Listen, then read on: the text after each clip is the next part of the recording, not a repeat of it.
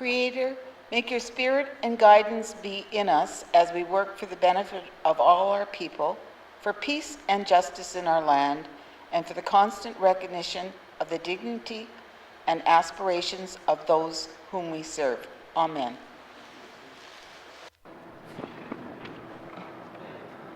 Thank you. Minister statements. Minister statements. Honorable Premier. Mr. Speaker, in a crisis, consistent and timely communications are crucial.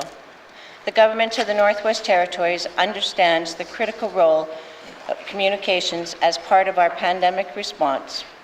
It helps create safer behaviors, greater community solidarity, and in the end, improved health outcomes.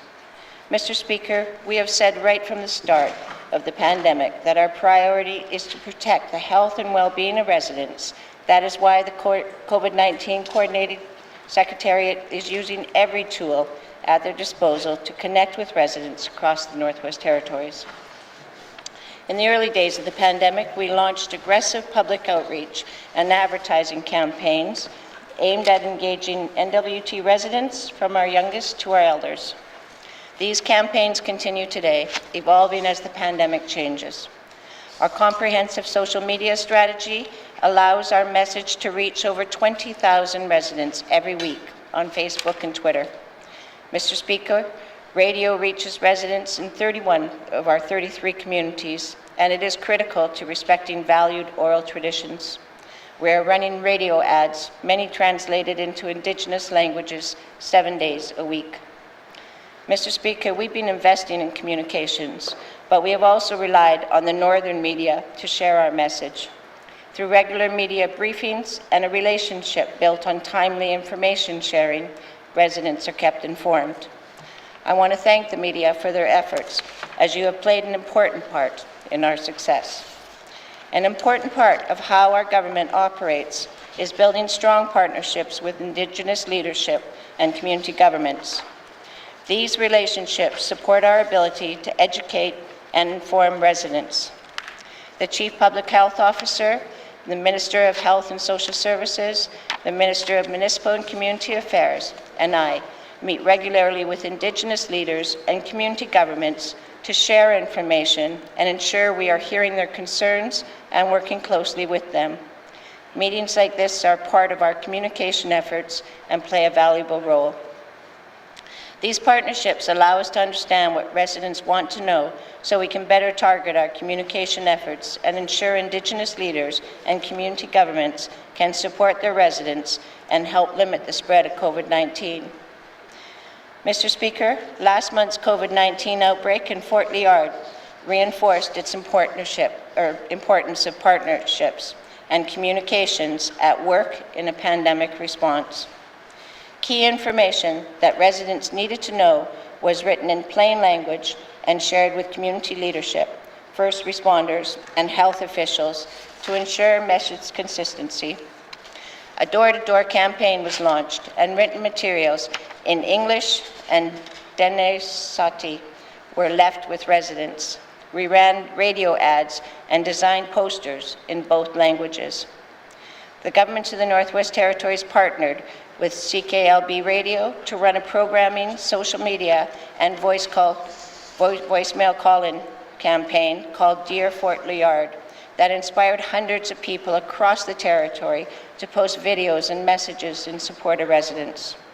Mr. Speaker, just as important as our communications efforts is our approach to community engagement. In early January, we changed our approach to paying for isolation centres after hearing from members of the Legislative Assembly, Indigenous leaders, community governments, businesses, and residents that we needed to reduce the costs. In response to this feedback, the isolation centre policy was revised to require residents to pay for stays related to discretionary travel, which reduced costs. Mr. Speaker, the Secretariat recently coordinated check-in meetings with community government officials and key Governments of the Northwest Territory departments to provide information about the N.W.T's pandemic response and vaccines. These discussions also include pandemic planning in each community, potential funding opportunities, and community concerns. In response to suggestions made by the community representatives at these meetings, the Secretariat has produced a comprehensive community toolkit.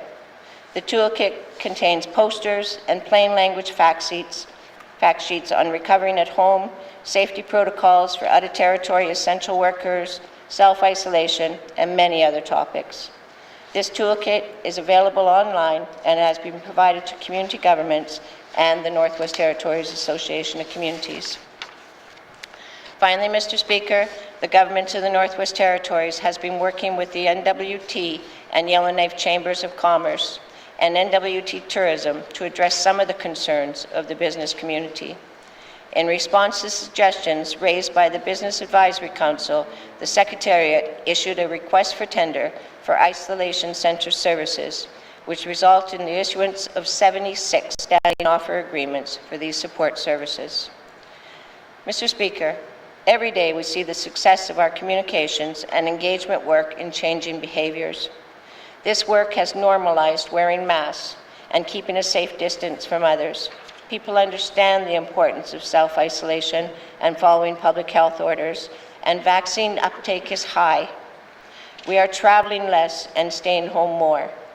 The business community has adapted, and many offering new and innovative services. Mr. Speaker, we are all safer as a result of our collective efforts to limit the spread of COVID-19, to protect our loved ones and our communities. Thank you, Mr. Speaker. Thank you, Honourable Premier. Minister statements. Minister statements. Minister responsible for Municipal and Community Affairs. Good morning, Mr. Speaker. I'd just like to start off by wishing you a happy birthday.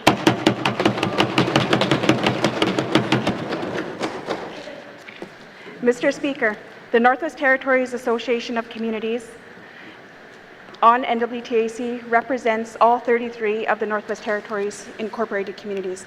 The N.W.T promotes the exchange of information amongst community governments, working together to reach collective goals for our communities across the Northwest Territories. Together, they are an effective and passionate voice for our community governments. This year, due to the pandemic, the 2021 Annual General Meeting will be carried out virtually from February 25th to the 27th. If ever we had any questions about the importance of building strong relationships with our community governments, this past year has clearly demonstrated how interreliant we are on each other. There has been a tremendous effort to work collaboratively and creatively to protect our residents and their communities against the effects of COVID-19 pandemic.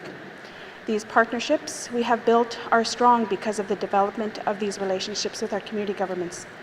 This year's AGM is another opportunity to further continue to strengthen those relationships.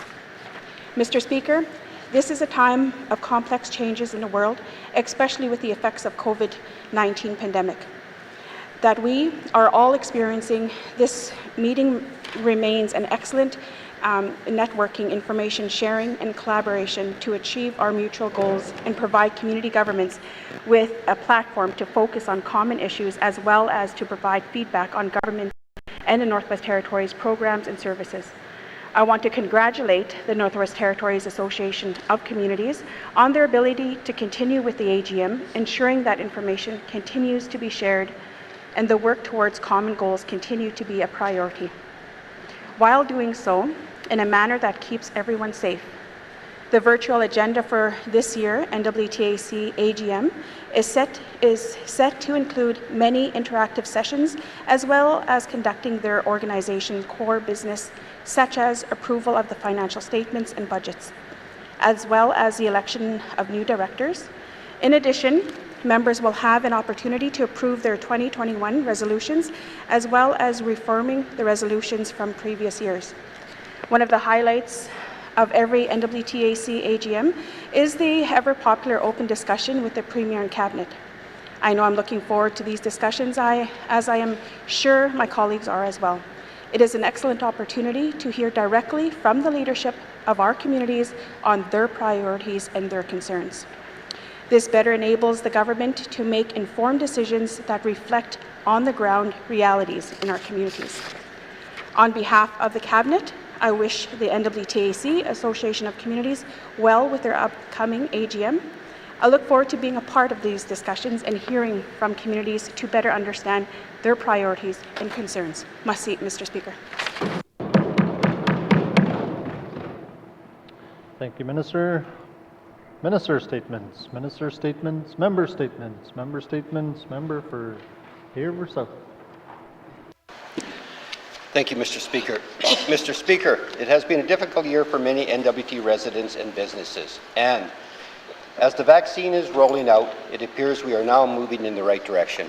It is now time to place our economy front and center, with the goal of ensuring northern businesses are provided every opportunity to be successful.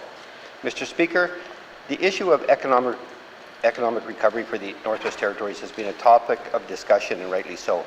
As such, my immediate concern is how this government will ensure that we can push out shovel-ready projects to businesses big and small that will provide benefit to northern businesses this construction season. Mr. Speaker, northern-owned businesses are looking for our support when it comes to tendering and awarding contracts. It is important that this government uses the tools at its disposal to make every effort to award contracts to northern businesses. Whether we are using sole sourcing, obtaining quotes only from northern businesses, negotiated contracts, standing offer agreements, business incentive policy, or manufacturing policy, we must pull out all the stops and do everything possible to support northern businesses. Mr. Speaker, everything that can be said about the need for this government to provide support to northern businesses has been said many times. What we now need is a commitment from this government not to give continued lip service to our real northern businesses, but to provide our northern businesses with substantial work during the upcoming construction season. I do understand we are going through a procurement review process, but in the interim, we need to continue to find ways that support northern businesses in order to allow them to survive this pandemic. Mr. Speaker, for Hay River, our businesses are the backbone of the community, and I expect that is true for many of the regional and small communities, and that is why we have to champion them. Thank you, Mr. Speaker, and I'll have questions for the Minister of Finance.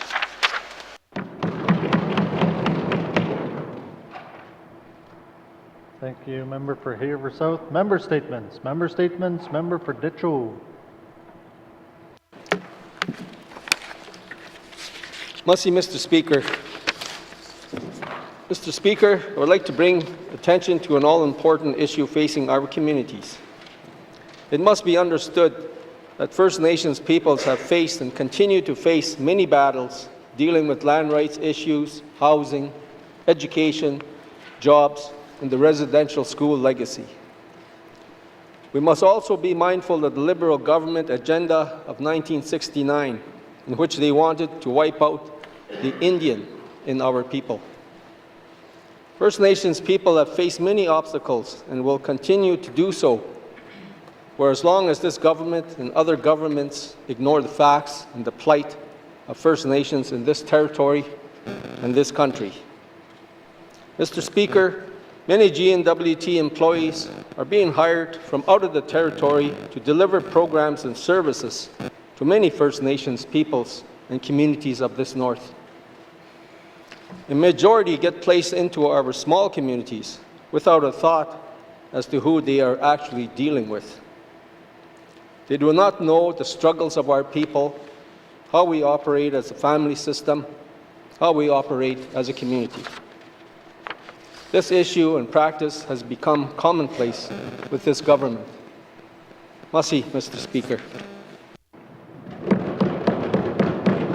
Thank you, member for Ditcho. Member statements, member for Nivik Twin Lakes. Thank you, Mr. Speaker. Mr. Speaker, the time most individuals spend in a southern residential treatment facility represents a small period of time when you compare the many years a person has taken to get themselves to the recovery stage. Mr. Speaker, going to a treatment facility is the biggest and most important step for many in their journey to recovery from addiction, but it is only one step that is part of their healing journey. When we look at our communities, we lack the supports required to help them remain in recovery. and this creates endless cycles of homelessness, family violence, and trips to southern treatment facilities. The government's current approach to addiction treatment stops at step one, sending people to receive treatment, but does nothing to ensure people remain in recovery when they come home. This has been a long-standing barrier for as long as anyone can remember. Mr. Speaker, this is an example of a poor investment, a one-off, fragmented, and unsustainable approach that demonstrates little progress. We are spending the money for people to go out to treatment, but we need to continue in that investment in aftercare. If people have nowhere to live and there's no way they can maintain any type of sobriety, and no amount of on-the-land programming or community counseling will help. N.W.T. research on family violence, integrated case management, people leaving correctional facilities all tell us the issue that is a lack of client-centered supports, a lack of suitable housing, and more resources to stay in housing are needed. Good investments that seen progress focus on providing community-based recovery and support services. It moves the focus away from one-off crises and emergency management responses towards longer-term community-based addiction prevention and support. Mr. Speaker, we know lack of programming that combines client-centered services and housing is at the center of the long-standing challenges. Focused investments into individuals that support them to remain addiction-free according to their needs has demonstrated longer-term and better outcomes. Not addressing this issue is what's holding the N.W.T. government and our residents back from progress in their addictions. This is evident in our N.W.T. statistics related to addictions that demonstrate these issues are growing. They are not getting better. Mr. Speaker, recovery starts with support, permanent housing as the most important aspect of recovery to address these addictions. Thank you, Mr. Speaker. Thank you. Member for Nuvik-Twin Lakes. Member statements. Member statements. Member for Great Slave. Thank you, Mr. Speaker. Today, Mr. Speaker, I'm going to fulfill a promise I made at the Dene Naho Forum while still on the campaign trail. In honor of Indigenous Languages Month, I would like to attempt to speak some of the language of my colleague from Mamfui. Komodo ditsesa nazi da'a he. Good morning. I am grateful to be here on this beautiful day to work with my colleagues for the betterment of the people of the Northwest Territories. Good morning. I am grateful to be here on this beautiful day to work with my colleagues for the betterment of the people of the Northwest Territories. Today, I also wanted to represent the Indigenous people of the area in which I was born, the Stolo of southwestern BC, so I wear a coat designed by Haida artist Dorothy Grant. February is Indigenous Languages Month in the Northwest Territories. We are once again unique in that we are the only political region in Canada which recognizes 11 official languages, 9 of which are Indigenous: Chipewyan, Cree, Gwich'in, Inuktitut, Inuktitut, Inuvialuktun, North Slavey, South Slavey, and Klecho. Indigenous Languages Month is another opportunity for the Northwest Territories to celebrate our unique culture and heritage.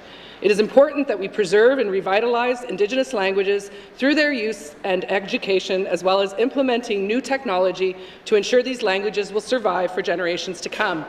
Between 1989 and 2014, the percentage of territorial residents aged 15 years and over who spoke their Indigenous language declined to 17.1%. Currently, that number stands at 38.5% speaking their traditional language. And while this increase is great news, there's still a lot of work to be done to ensure Northern Indigenous languages are no longer at risk of endangerment. We must continue to support and fund language revitalization programs to increase the use of Indigenous languages by all of our residents. One such program is ECE's recently launched Mentor Apprentice Program, or MAP. The goal of MAP is to connect those wanting to learn an Indigenous language with a fluent Indigenous speaker for instruction. The MAP is recognized worldwide as a successful method of reviving endangered languages. This program provides over 100 hours of training for the apprentice and the mentor, and compensation is based on the completion of progress reports, incentivizing both parties to be successful. Another strategy we need to explore is the use of partnerships with established technological giants such as Google Translate to make use of existing services, platforms, and apps to ensure Northern language is captured digitally in order to aid in its preservation. I will have questions for the Minister of ECE in this area at the appropriate time. Thank you. Thank you, member for Great Slave. Member statements. Member statements. Member for Frame Lake. Merci, Monsieur le Président. I want to talk about adequate and affordable access to internet services and the barriers facing students and families, especially our post-secondary distance learners. First, on the elementary and secondary school side, in a recent Yellowknife School Board meeting, it was revealed that the internet connectivity volume shared by the 3 boards and Aurora College is grossly inadequate, especially given distance learning requirements imposed by COVID pandemic.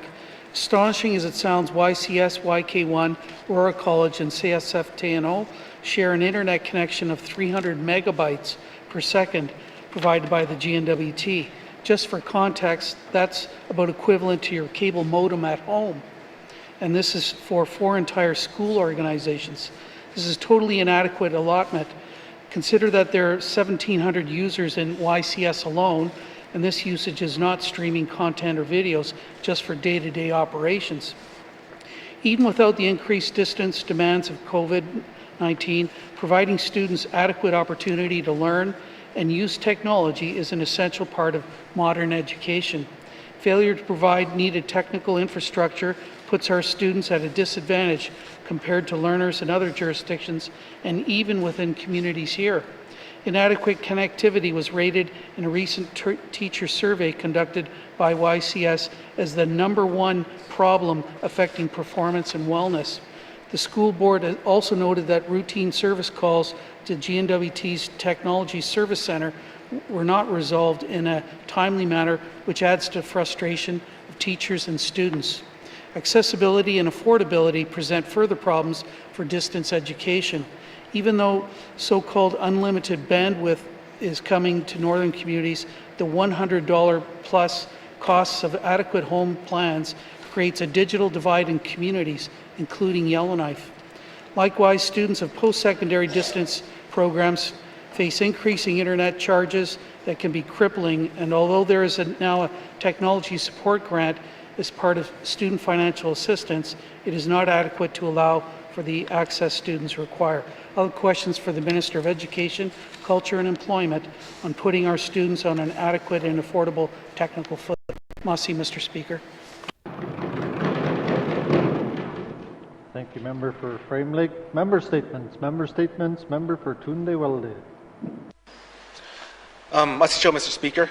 Mr. Speaker, I want to talk about a serious procedural loophole within the Department of Health and Social Services that I believe is endangering many Northerners in our small communities. That, Mr. Speaker, is many medical nursing staff in our communities are prohibited from responding to emergency medical calls. This is a serious concern. Mr. Speaker, this procedural gap ultimately showed its shortfalls in the last year alone in my riding. In June of 2020, we lost an elder in N.W.T who was in medical distress, and the local nursing staff were bound by policy or procedure and were not able to respond. The elder in question was less than a few hundred meters from the local health center. More recently, Mr. Speaker, we lost another resident who could very well have been still with us if there's a swift response to attend to their emergency. Again, there was valuable time lost because of response and transportation of a patient to the health center. Mr. Speaker, there's a glaring gap within the Department of Health and Social Services.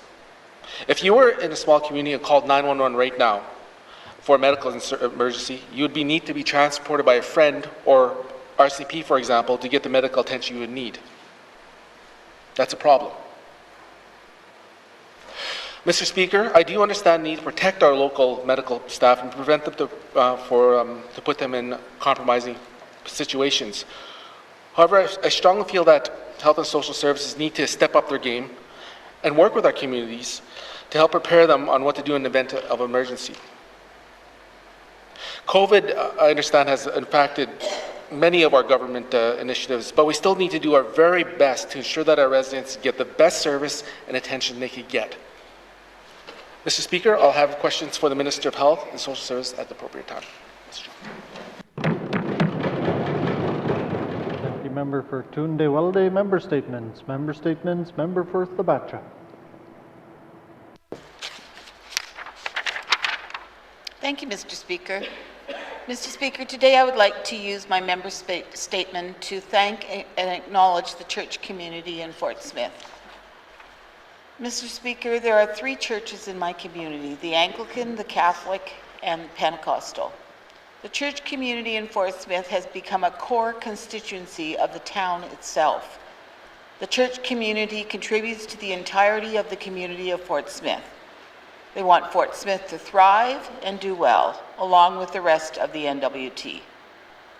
The church community contributes to local events, and they share their building space with other organizations or groups who need it, such as Alcohol Anonymous or other recovery programs. Mr. Speaker, I thank the church community for all the work they do to help support and contribute to our community as a whole. I hold this community very close to my heart. It's important to remember that all members of any churches or any other spiritual or religious sects are also members of our community too. They are our neighbors, our friends, our co-workers, and the like.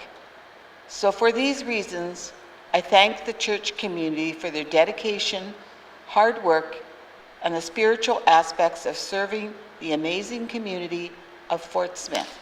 Thank you, Mr. Speaker. Thank you, Member for Thabacha. Member statements. Member for Yellowknife North. Thank you, Mr. Speaker. For those of you in this House that grow tired of hearing from me all the time, I'd like to try something different today and read an essay by Raven Mutford, a student at Ecole Sir John Franklin, who has been advocating to lower the voting age. Teenagers deserve the right to vote. They deserve the opportunity to have a say in how they enter the world of adulthood. Why in the context of voting do we see them as children, but in others, young adults? We trust them to enter the workforce, drive cars, take care of children, protest, but not influence their futures. Many 16-year-olds have jobs, and as a result, pay taxes. That alone is a valid argument. No taxation without representation. There is a perception of apathy among teenagers. Lowering the voting age would fix this, Mr. Speaker. Sorry, she didn't say Mr. Speaker. If teenagers really are prone to rebel around the age of 16, we'd see them research their parents' points of view and lead them to making their own decisions. Social media gives teenagers an early exposure to these topics, both to extreme opinions, to people who oppose their viewpoints, and to those with unique experience, and those whose ideologies align with their own. Teenagers are often in online debates about politics. Teenagers are willing to do the research if they know it makes a difference. Young adults, teenagers, adolescents, no matter what you call them, deserve the right to vote. At the age of 16, they start thinking about post-secondary options and a future which will be affected by whoever is elected. We are told that the youth are the future, but when it comes down to it, they are deprived of the capability to influence. It is so important to teach youth about politics and to give them the opportunity to vote in elections. Their futures are at stake. Mr. Speaker, I'd like to thank Raven Mutford for writing that essay and all of her political advocacy. I couldn't agree with her more. Places that have lowered the voting age increase voter turnout for life. In fact, parents of teenagers who are able to vote vote more themselves. Mr. Speaker, I think a great place for us to start is our own school board elections, which have oversight of many of our teenagers and have a very low municipal turnout. I'll have questions for the appropriate minister. Thank you, Mr. Speaker. Thank you, Member for Yellowknife North. Member statements. Member for N.W.T. Thank you, Mr. Speaker. Today I want to give my condolences to Jana Blow and her passing in Tuktoyaktuk last week. Speaking to her mom, Barbara Panuktaluk, she's survived by Barbara, her brothers Ellery, Ross, Darcy, Dale, her sisters Lynette, Tina, Amanda, and Eva, her 2 daughters Dana and Bobby Joe, and her grandchildren Ricky Lee, Nikki Ann Kupon, Jared Adam Kupon, Jolena, Selena, Marie Mabel, Jace, Ann Joe Dale, Josie Amelia Lena, and Hazley, and Joe Matthew. Jana leaves behind 9 grandchildren. She's predeceased by her dad, Joe Blow, well-respected elder, and her sister, Veronica. Jana will be missed but not forgotten. Thoughts and prayers are with her and her family and the people of Tuck. Thank you, Mr. Speaker. Thank you, Member for N.W.T. Our thoughts are with the family and community as well. Member statements. Member statements. Returns to oral questions. Returns to oral. Oh. Member for Nahende. Thank you, Mr. Speaker. This is kind of just coming off from my chest here. Today is your very special day, and I greatly appreciate you're here today with us to give this, making sure we keep the Legislative Assembly running. And I'd like to ask our members here to all get up here and wish you a very happy birthday and maybe sing you the song of wishing you. No singing? No singing, okay, no singing. But anyway, wish you very much a very happy birthday, Mr. Speaker. My seat. I was going to allow it today, but I'm just kidding.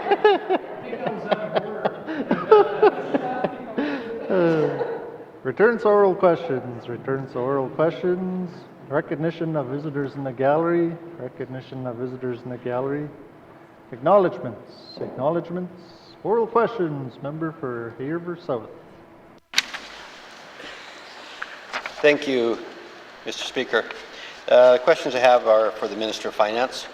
Can the Minister confirm if her department is working with other departments to ensure northern businesses are provided preference and every opportunity to participate in projects this upcoming construction season? Thank you, Mr. Speaker. Thank you, Member for Haverford South. Minister responsible for Finance. Thank you, Mr. Speaker. Mr. Speaker, for the upcoming season, all businesses will be subject to the existing processes that we have that are meant to support northern businesses, including the BIP Registry, the Business Incentive Policy, well, again, all of the current procurement processes that exist. To the extent that we want to improve or change those processes, we did accelerate the procurement review that is underway, and one of the very questions we're looking at is whether there are new, additional, different ways to better support those businesses. So while that won't necessarily happen in time, if there are improvements, won't necessarily happen in time for this season, we do have some existing processes in place and looking constantly to improve them. Thank you, Mr. Speaker. Thank you, Minister. Oral questions. Member for Haverford South. Thank you, Mr. Speaker. Can the Minister confirm if her department, in cooperation with other departments, has identified any projects that can be considered Aboriginal set-asides and negotiated? Thank you, Mr. Speaker. Thank you, Member for Haverford South. Minister responsible for Finance. Mr. Speaker, so, Mr. Speaker, under the current system, having set-asides is not, it's not one of the current tools we necessarily have. We did, of course, not too long ago negotiate the MOU with the Cleacho government, which does include some enhancement of the way in which procurement is done on Cleacho lands, and I anticipate that I know that there's already been quite a lot of interest from other Indigenous governments who also have economic measures in their agreements. So those discussions are underway, but at present the tools still are what the tools still are. We are, however, again, in the course of the procurement review, asking that very question: should there be a different way of having procurement done for Indigenous governments in the territory? So, again, I'm happy to have the questions asked and hope that in this process we'll be able to identify if there's a better way of doing business. Thank you, Mr. Speaker. Thank you, Minister. Oral questions. Member for Haverford South. Thank you, Mr. Speaker. Mr. Speaker, can the Minister confirm if her department, in cooperation with other departments, looked at the structure of the work and how it can be tendered so smaller business can benefit? So what I'm asking, I guess, is can contracts be broken into smaller parts to benefit smaller business? Thank you, Mr. Speaker. Thank you, Member for Haverford South. Minister responsible for Finance. Thank you, Mr. Speaker. Yes, Mr. Speaker, I can say certainly that, Procurement Shared Services under Department of Finance really assists other departments. The other departments are the clients of Procurement Shared Services, but those conversations and those decisions around what is the best way to undergo a procurement, what's the best way to advance a project, including whether or not the contract can be broken up, that rests with the home department that is responsible for the project. They then work with Procurement Shared Services to do to do the procurement of it. But that exact conversation of how to do it, how to best serve the businesses, that is a conversation that's happening. It's going to continue to happen, and Procurement Shared Services will very happily then enact whatever those decisions are. So I guess short answer is yes, but that's the long answer of how. Thank you. Thank you, Minister. Final supplementary, member for Haver South. Thank you, Mr. Speaker. And I thank the Minister for those answers, since I only gave her the questions a few minutes ago. And I'd ask in this question here, she might, maybe she doesn't have the numbers at her fingertips, but can the Minister confirm what is the estimated total budget for projects this construction season? Thank you. Thank you, member for Haver South. Minister responsible for finance. Thank you, Mr. Speaker. Well, Mr. Speaker, our 21-22 capital budget is over $500 million, including a budget for the Northwest Territories Housing Corporation.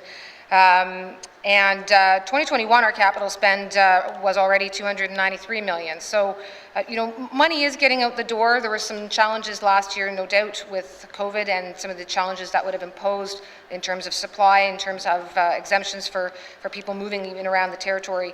But I am hopeful, again, the capital budget we have now is significant. All departments are very conscious of the fact that, number one, we need our infrastructure to grow, and number two, we want to support northern businesses. So with a large budget underway and the spring season's certainly coming down the pipeline, I'm confident that we'll be seeing increases in spending in terms of our procurement and our capital over the next few months. Thank you, Mr. Speaker. Thank you, Minister. Oral questions. Oral questions. Member for Detroit. Mr. Speaker. Mr. Speaker, I recently had a conversation with the Chief of the N.W.T First Nations at Fort Providence regarding cultural awareness of the health center staff. The Chief has stated that he has no faith in what they do, stating they do not understand us. They are going strictly by the book. This is alarming, especially when you're dealing with First Nations peoples. Can the Minister of Health and Social Services commit to providing cultural awareness training to all existing staff and new hires to health centers in the territory? Masi. Thank you, member for Detroit. Minister responsible for Health and Social Services. Yeah, thank you, Mr. Speaker. Mr. Speaker, we have a cultural safety action plan in effect at this time. And there have been a number of pilot projects that have determined what the best method is of providing this information to health and social services staff. And now that there have been 13 of these pilots that have taken place, there is a model that's been settled on, and it will be compiled into a framework, and the framework will be available to us this summer, the summer of 2021. I just want to say that before it's rolled out to us, this framework will go to the N.W.T Health and Social Services Authority Leadership Council, which is comprised of community membership from wellness councils across the N.W.T. So there will be an opportunity for on-the-ground input into the cultural competency framework when it is finished. Thank you. Thank you, Minister. Oral questions. Oral questions. Member for Detroit. Mr. Speaker, and must to the Minister for that information. I'm not sure if I heard correctly if there was a timeline provided for providing the training on the ground. Must. Thank you, member for Detroit. Minister responsible for Health and Social Services. Yeah, thank you, Mr. Speaker. I didn't provide a timeline because I don't have one. Thank you. Thank you, Minister. Oral questions. Member for Detroit. Must, Mr. Speaker, thank the Minister for that. We hope to see a timeline here soon, because this is becoming an all-important issue for our communities in the Northwest Territories, especially dealing with First Nations peoples. You know, I had just wanted to relay some of my experience. I had taken a cultural awareness training session for 1 day while as an employee of the then Public Works and Services Department. I found that this training was missing very valuable information, such as the history of the First Nations people in this country, the significance of the signing of the treaties, the residential school legacies, and the continual generational traumas related to that. Also, the 1969 Liberal government white paper and a host of other facts that are significant in order to provide a cultural awareness training program that's very important to our northern people and our cultures. Mr. Speaker, can the minister commit to consulting with First Nations as to the content of the cultural awareness training and possible moderators? Merci. Thank you, Member for Detroit. Minister responsible for Health and Social Services. Yeah, thank you, Mr. Speaker. Mr. Speaker, the Department of Health and Social Services is certainly on board with the nothing about us without us approach to providing services and policy frameworks and so on. And so it's my understanding that the cultural competency training within Health and Social Services has been led by Indigenous people who are of the N.W.T and are very alive to the history of Indigenous people in the N.W.T and want to represent that in the training that they're giving as well. This week, many of my colleagues on this side and I participated in a video launching the cultural competency training that is going to be offered through the HR function of the Department of Finance called Living Well Together. And this training is another iteration of ensuring that people are well informed about where they are and who they are living with in terms of their history and their culture. Thank you. Thank you, Minister. Final supplementary, Member for Detroit. Mr. Speaker, and I'd like to thank the Minister for her insight into the type of training. What I'm just hearing is that it's just a generic document, generic training by some staff. We don't know who they are, because each community has a unique history and situation with the peoples that they deal with. It's very important that we get the insight of the community leaders from every community. It's very important because we're dealing with a lot of things that this government pulls out and puts into our communities, such as child and family services, where they're basically taking children away from our people. And we have people within the community that are family members of those people that should have first, rights to refusal to that child when they're being taken away. So, I really, really encourage the Minister to look into that aspect and to include every First Nations in this document. Merci. Thank you, Member for Detroit. Minister responsible for Health and Social Services. Yeah, thank you, Mr. Speaker. I'm not sure what more I can do for the member. The training that I just mentioned offered through HR is rolling out right away. It's mandatory. It has been developed by people who are Indigenous and knowledgeable in this field. I realize that what he's pointing to is some kind of a disconnect between what the government is developing and what is being received in the community. But what I want to say is that everything is set to go, so this disconnect, I hope, will disappear very rapidly. And if it comes to our next session and that hasn't happened, I'd certainly be interested to hear that from the member. Thank you. Thank you, Minister. Oral questions. Oral questions. Member for N.W.T. Lakes. Thank you, Mr. Speaker. Mr. Speaker, my questions are for the Minister of Health and Social Services. She mentioned on Wednesday to my colleague that there are staff in place to connect people when exiting treatment with counseling and other supports. How many staff are doing this important work and where are they located? Thank you, Mr. Speaker. Thank you, Member for N.W.T. Lakes. Minister responsible for Health and Social Services. Thank you, Mr. Speaker. Mr. Speaker, for the most part, this is the continuum that happens with treatment. The access to treatment is facilitated by somebody who is a counsellor, often in the community counselling program, but they could be in a nonprofit like the Tree of Peace here in Yellowknife or in the Ingamo Hall in Inuvik.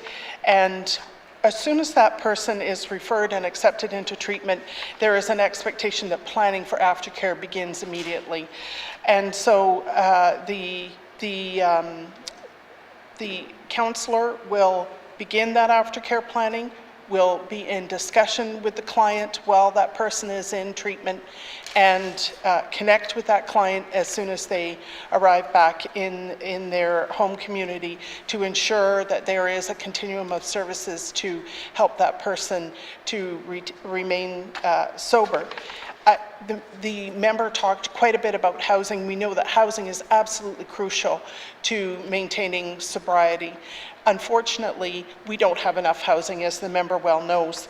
We are looking at the possibility of creating transitional housing units for people who are coming out of facility-based treatment and other forms of treatment, but that is a commitment that will take some time to accomplish. Thank you.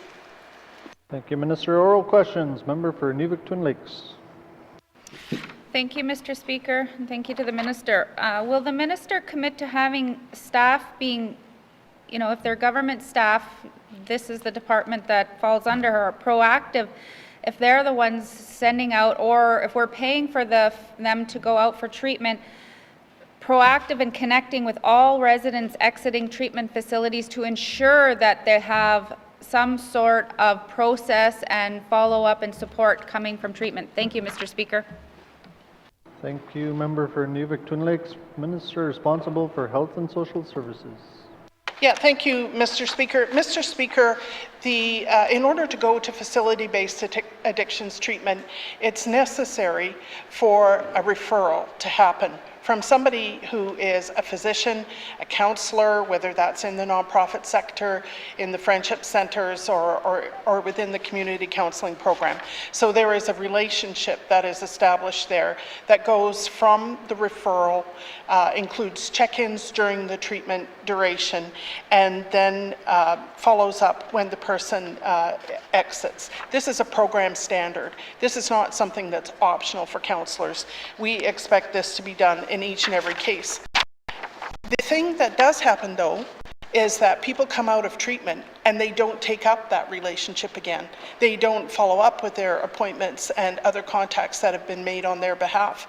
And they're adults. They can make that choice. And it's not a choice that we would want them to make. We want them to continue to be sober, having invested 28 or 48 days into their sobriety program. But at the end of the day, they have to be committed to the follow-up, and we're there with the resources. Thank you. Thank you, Minister. Oral questions. Member for Inuvik Twin Lakes. Thank you, Mr. Speaker. And I thank the Minister for her answer. I can honestly say that in theory, I know the department has a lot of good solutions, but at the front line, these don't necessarily follow through. There's gaps. There is the worker that's on the other end that has nowhere to turn and has to, they fall short. So what is the process used by staff to support individuals leaving treatment who are facing homelessness or inadequate housing? And are staff able to act as pathfinders to navigate how to access housing programs? Thank you, Mr. Speaker. Thank you, Member for Inuvik Twin Lakes. Minister responsible for Health and Social Services. Yeah, thank you, Mr. Speaker. Mr. Speaker, the point at which they're looking for housing is really outside of the Department of Health and Social Services. But having said that, we do recognize the importance of housing to maintaining sobriety. And so the counsellor would connect people with the Housing Authority, where honestly they're likely to see a huge waiting list. Also to connect them with income assistance, where they may be able to obtain market housing if it's available, and have that paid for through the income assistance program, along with the other benefits that that program provides. So to me, this is a systemic wraparound that needs to happen with this person exiting treatment. We are certainly very central to this, but we also need supports from ECE and housing, for example, to provide the kind of support that we would like to see for people exiting facility-based treatment. Thank you. Thank you, Minister. Final supplementary, member for N.W.T. Thank you, Mr. Speaker. Mr. Speaker, I know that the Health Department has recently launched the survey for addiction services, people who have engaged, and I'm hoping that we do get some good good responses. As to what I've been saying is that people that have gone through the system are feeling that they've been dropped kind of at the end. Indigenous people have, I've said it in this House before, have a hard time to trust health systems, have a hard time to trust the counseling system. It's not culturally appropriate to some. You know, there are some people that don't, once they've sobered up, they don't want to go to the counselor if it's somebody that they know. We've heard that time and time again. But, Mr. Speaker, will the minister commit to ensuring there is some sort of wraparound support so people are successful in their recovery? And I hope that this survey will be able to help the minister do this. Thank you, Mr. Speaker. Thank you, member for Nuvik-Twin Lakes, Minister responsible for Health and Social Services. Yeah, thank you, Mr. Speaker. Mr. Speaker, as I said, this is a continuum of services that is required by people who are accessing treatment. We are, as a department, actively involved with integrated case management and the integrated service delivery initiatives so that we are, in fact, able to provide this seamless care approach to people coming out of treatment.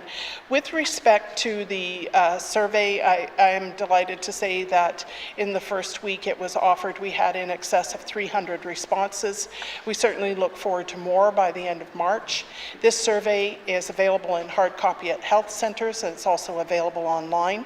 It is specifically for people who have been to treatment and who have some thoughts about what was successful for them and what wasn't, and how they can identify gaps in services and give us advice about how to close those gaps.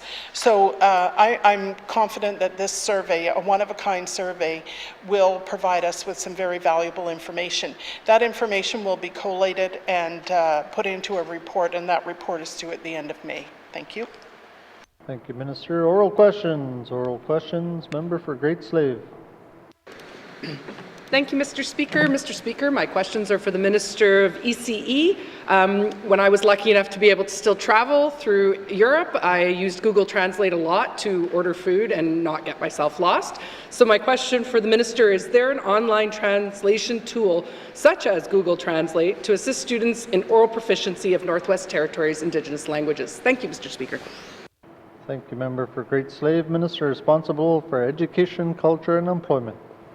Thank you, Mr. Speaker, and not that I'm aware of. I know there's a number of apps that can help students learn or act as dictionaries, but as for an online translator, I'm not aware of any, and specifically Google does not have Indigenous languages in Google Translate. Thank you. Thank you, Minister. Oral questions. Member for Great Slave. Thank you, Mr. Speaker. Mr. Speaker, it seems to me it'd be very smart to approach a good large company like Google, who may want to look really good in helping a small jurisdiction want to preserve their language. So I'm going to follow up with the Minister on that. Google Translate does have 108 languages available on their site. Have we actually approached them at all to add our Indigenous languages to their site? Thank you. Thank you, member for Great Slave. Minister responsible for EC&E. Thank you, Mr. Speaker. As for the GNWT, I don't believe we've approached them. Perhaps other Indigenous governments have, but I think that's an interesting idea. And if, I mean, just imagine if we could get 9 Indigenous languages onto Google Translate, that would be something. So, no, I look forward to following up with the member on this one. Thank you. Minister, oral questions. Member for Great Slave. Great. I'm a firm believer in not reinventing the wheel, and like I said, it could be a good PR move for Google. The deadline for the MAP applications that I mentioned in my statement was November 20th, 2020. Can the Minister speak to the uptake of this program and whether what the sort of the success rate of applications was? How many pairs of mentors and apprentices do we have? Thank you. Thank you, member for Great Slave. Minister responsible for EC&E. Thank you, Mr. Speaker. And I believe this is the third year that the program is run. In the first year, there was 30 pairs. Second year, there was 40 pairs. And again, there was, for this intake, there was 60 applications and 40 were accepted. So we have 40 pairs in the Mentor Apprentice program. It's very popular and it's growing in popularity every year. Thank you. Thank you, Minister. Final supplementary, member for Great Slave. Thank you, Mr. Speaker. Mr. Speaker, I look forward to learning more about the mentorship program and its success. Just lastly, I'd like to know if there's been any modifications or issues with administering the program due to COVID-19 restrictions. Thank you. Thank you, member for Great Slave. Minister responsible for education, culture, and employment. Thank you, Mr. Speaker. As far as I know, there's been it hasn't been affected by COVID-19. It hasn't been put on hold. It's going forward full force, and it doesn't seem to be held up whatsoever. So it's a solid program, and I think that the people who are participating in it genuinely enjoy it. The language speakers genuinely enjoy transferring the language. People enjoy learning it, and I'm hopeful that for years to come, this is going to be a key part of our revitalization initiatives. Thank you, Mr. Speaker. Thank you, Minister. Oral questions. Oral questions. Member for Tunde Welde. Mr. Speaker, and going back to my member's statement about, small community, if there's a medical emergency, it's a really growing concern, but a lot of these times when our government workers have a way of doing the work, there's usually a written procedure or some sort of directive that's given to them when they help them guide them through their duty. So I guess my question for the Minister of Health and Social Services here is, will the Minister be able to share with us when and where a written procedure or other procedure otherwise was put in place that prevents community medical staff from responding to emergency calls outside of our local health centres? Thank you, member for Tunde Welde. Minister responsible for Health and Social Services. Yeah, thank you, Mr. Speaker. Mr. Speaker, I'm just going to talk a little bit about the role of community health nurses, and then I will give the specific answer the member asked for. So it's important to know that community health nurses are not first responders. First responders have a different skill set. Community health nurses are not permitted under NTHSSA policy dated November the 6th, 2019. To leave the healthcare center in order to provide emergency services. What we do recognize that exists in many N.W.T communities is a gap in service that relates to ambulances and first responders, and that involves going to the injured person and transporting that person from the site of the injury to the health center. So this is something that is in MACA's mandate, and I know it's a long-standing problem, and that I've heard questions asked in the House during this sitting, and my colleague has said that she's working on it. I want to give a clarification that community health nurses do leave the health center when it is their role to provide things like home care and services to clients in their homes. So this is non-emergency service. This would be scheduled service that relates to meeting the needs of people who can't meet them themselves on an ongoing basis. So of course the community health nurses do leave the health center to provide that service.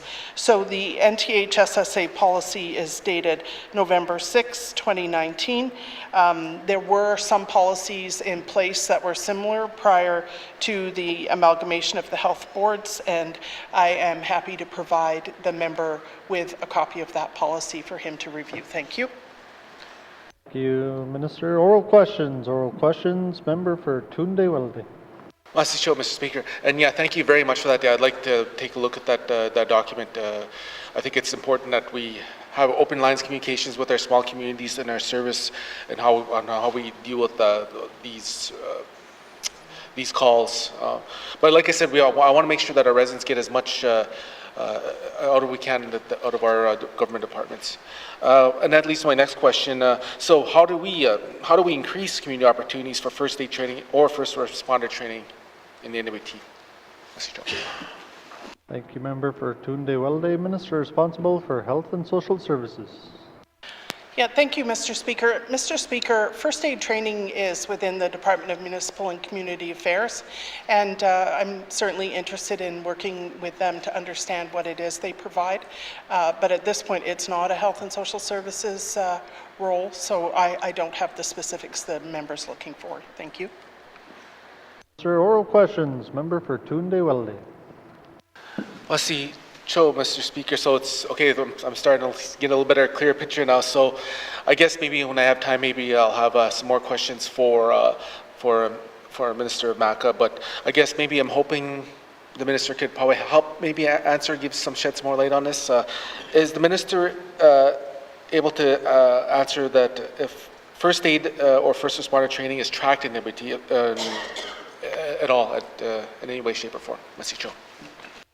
Thank you, member for Tunde-Welde. Minister responsible for Health and Social Services.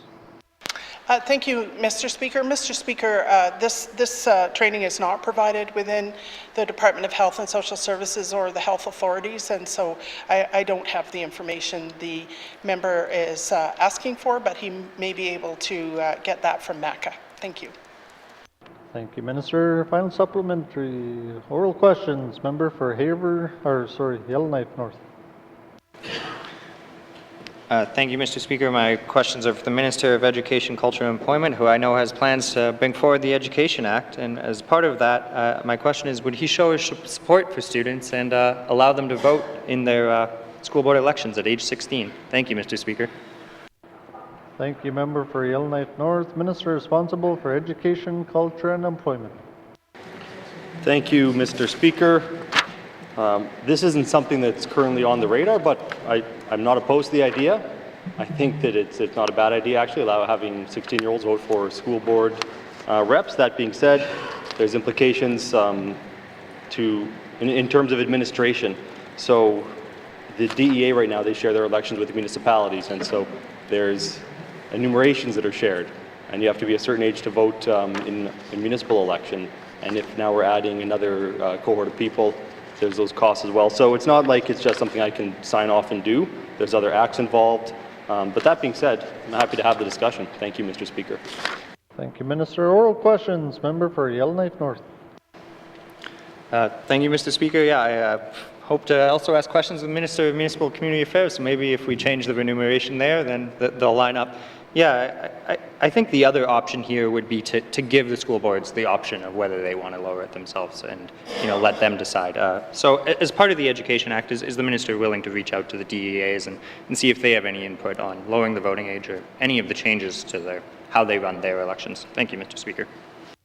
Thank you, member for Yellowknife North. Minister responsible for EC&E.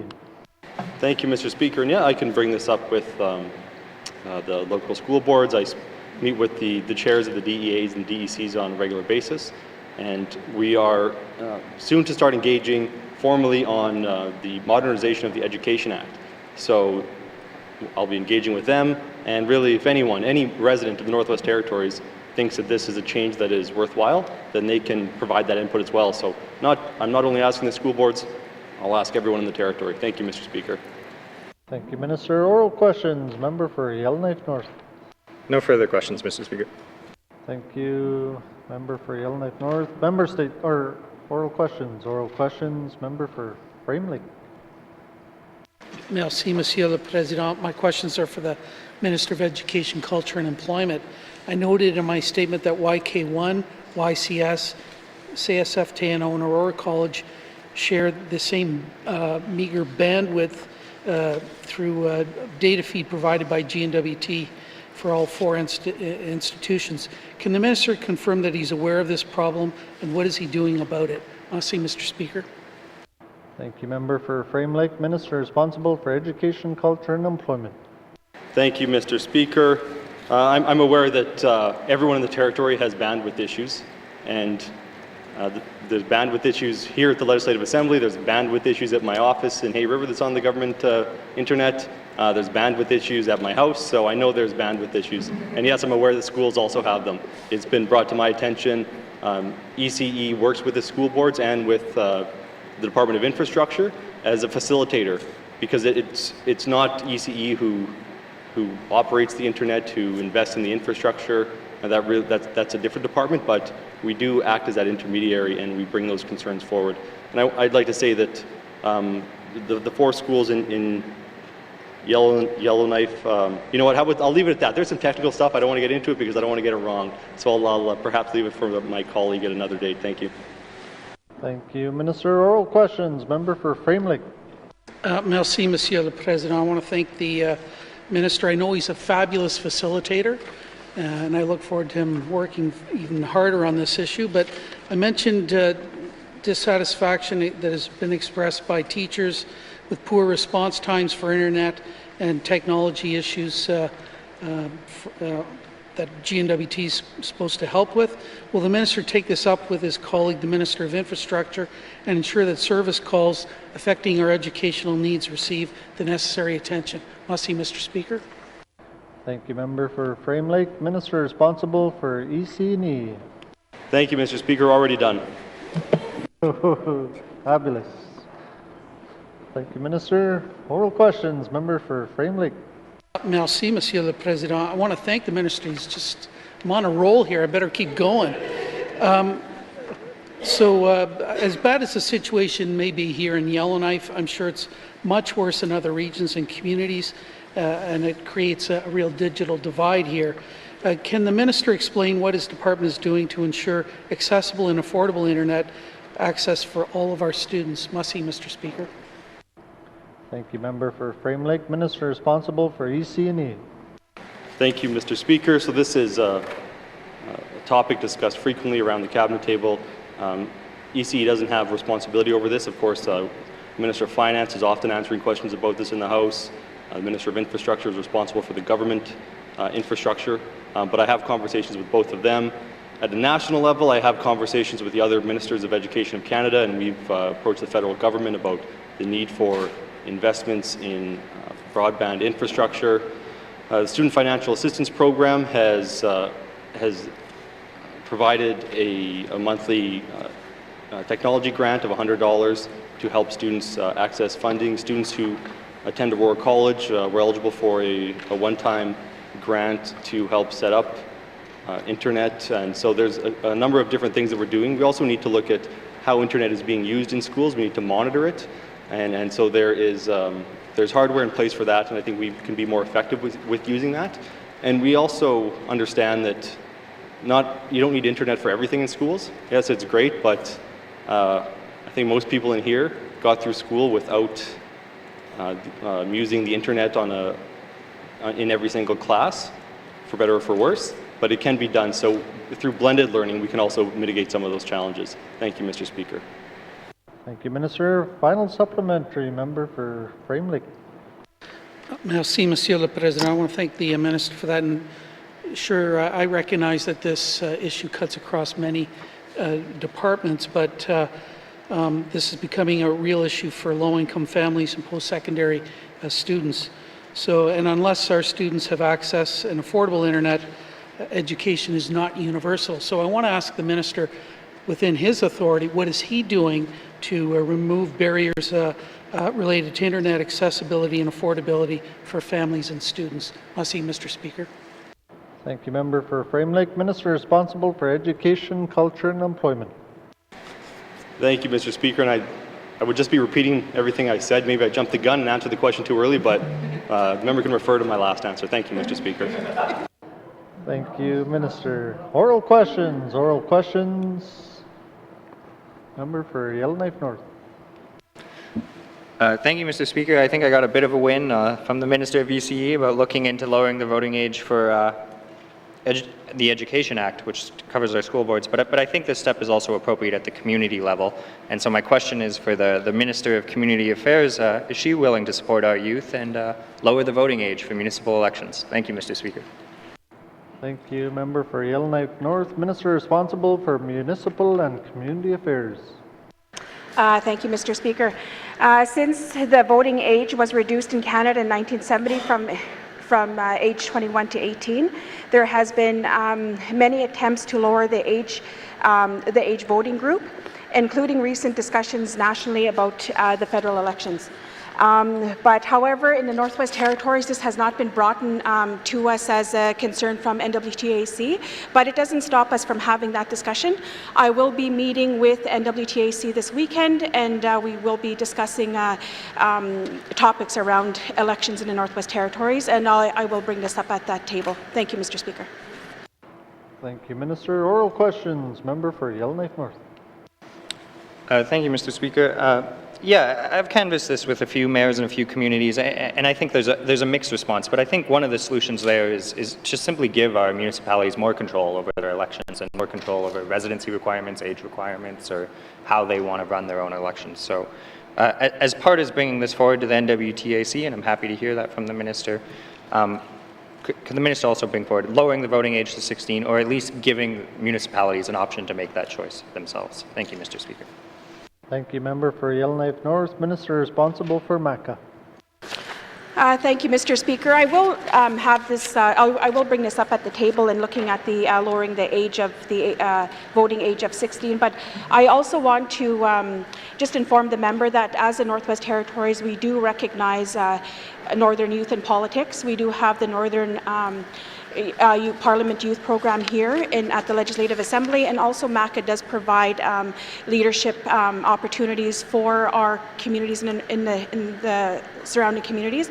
But not only that we do also get into the schools as well too, and looking at how we could further support our young people and encouraging them into career choices, and also looking at the appropriate programming. And I am open to looking at innovative different ideas and looking at pursuing that. Should our youth want to pursue further education into political science, maybe that could be something that our department could possibly work with stakeholders throughout the territory and possibly look at some opportunities for our young people in the Northwest Territories.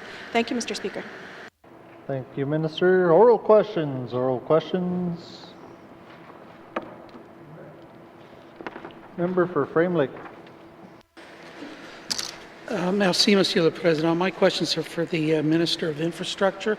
Just want to follow up on questions I had for the Minister of Education, Culture and Employment about access to the internet for students. In my statement, I mentioned the low bandwidth that's shared between 4 educational facilities in Yellowknife. Can the Minister confirm that she is aware of this problem, and what is she doing about it? Merci, Mr. Speaker. Thank you, Member for Frame Lake. Minister responsible for infrastructure. Thank you, Mr. Speaker. Mr. Speaker, yes, I was made aware of this probably about 40 minutes ago. It is something that the Department of Infrastructure, as well as Minister of Finance, as she's responsible for the bandwidth. And, you know, we heard concerns from the member regarding the education, culture, employment, and the need for online schooling. Thank you, Mr. Speaker. Thank you, Minister. Oral questions. Member for Frame Lake. Merci, Monsieur le Président. I'm glad that the Minister became aware of this problem 40 minutes ago, but it's a long-standing issue, and I'm surprised that it's taken her this long to recognize that it is an issue. But I mentioned earlier that there's dissatisfaction with amongst some of the teachers with regard to internet and service, internet and technology issues that N.W.T should be helping with. Is the Minister aware of these issues, and what is she going to do to help speed up service calls related to educational needs? Merci, Mr. Speaker. Thank you, Member for Frame Lake. Minister responsible for infrastructure. Thank you, Mr. Speaker. Mr. Speaker, network capacity, oh yes, I am aware. Sorry, that was his question, so yes, I'm aware. Network capacity and internet access to is the responsibility of Department of Infrastructure, that is correct.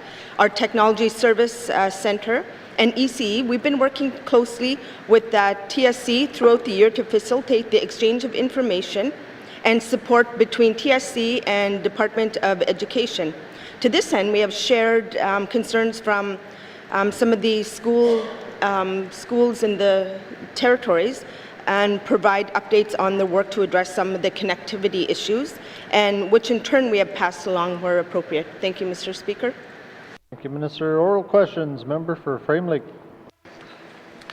Merci, Monsieur le Président. I want to thank the Minister for that. I think I heard an explanation of the problem, but I didn't actually hear any solutions. So, but as bad as the situation is here in Yellowknife, I'm sure it's much worse in the regions and communities. This creates a digital divide. Can the Minister explain what her department is doing to ensure accessible and affordable internet access for all of our students? Merci, Mr. Speaker. Thank you, Member for Frame Lake. Minister responsible for infrastructure. Thank you, Mr. Speaker. Mr. Speaker, as a longer-term solution, TSC has been working on an RFP for increased internet services for some of the education bodies and perhaps some of the other departments in the N.W.T. Thank you, Mr. Speaker. Thank you, Minister. Final supplementary, Member for Frame Lake. Merci, Monsieur le Président. That's great. That's a solution. RFP's out there, but I'd like to know when the RFP is going to close and when the Minister is going to report back to the House on progress on this issue. Merci, Mr. Speaker. Thank you, Member for Frame Lake. Minister responsible for infrastructure. Thank you, Mr. Speaker. Mr. Speaker, like I said, I was made aware of this 42 minutes ago, and I don't have much of the details on when the RP, or let alone some of the timelines on where we're at with this RP. However, I will commit to getting back to the member with further information on where we're at with this. Thank you, Mr. Speaker. Thank you, Minister. Oral questions. Oral questions. Member for Haverford South. Thank you, Mr. Speaker. Mr. Speaker, I want to talk about language, and specifically the Michif language. You know, we have recognized languages here in the Northwest Territories, and Michif isn't one of them. I'd like to ask the Minister of Education, if it's something that we're considering in including in an official language, because I understand that the minister's grandfather was Speaker of Michif, and he didn't pass it down on to the minister's father, who could then not pass it on to him.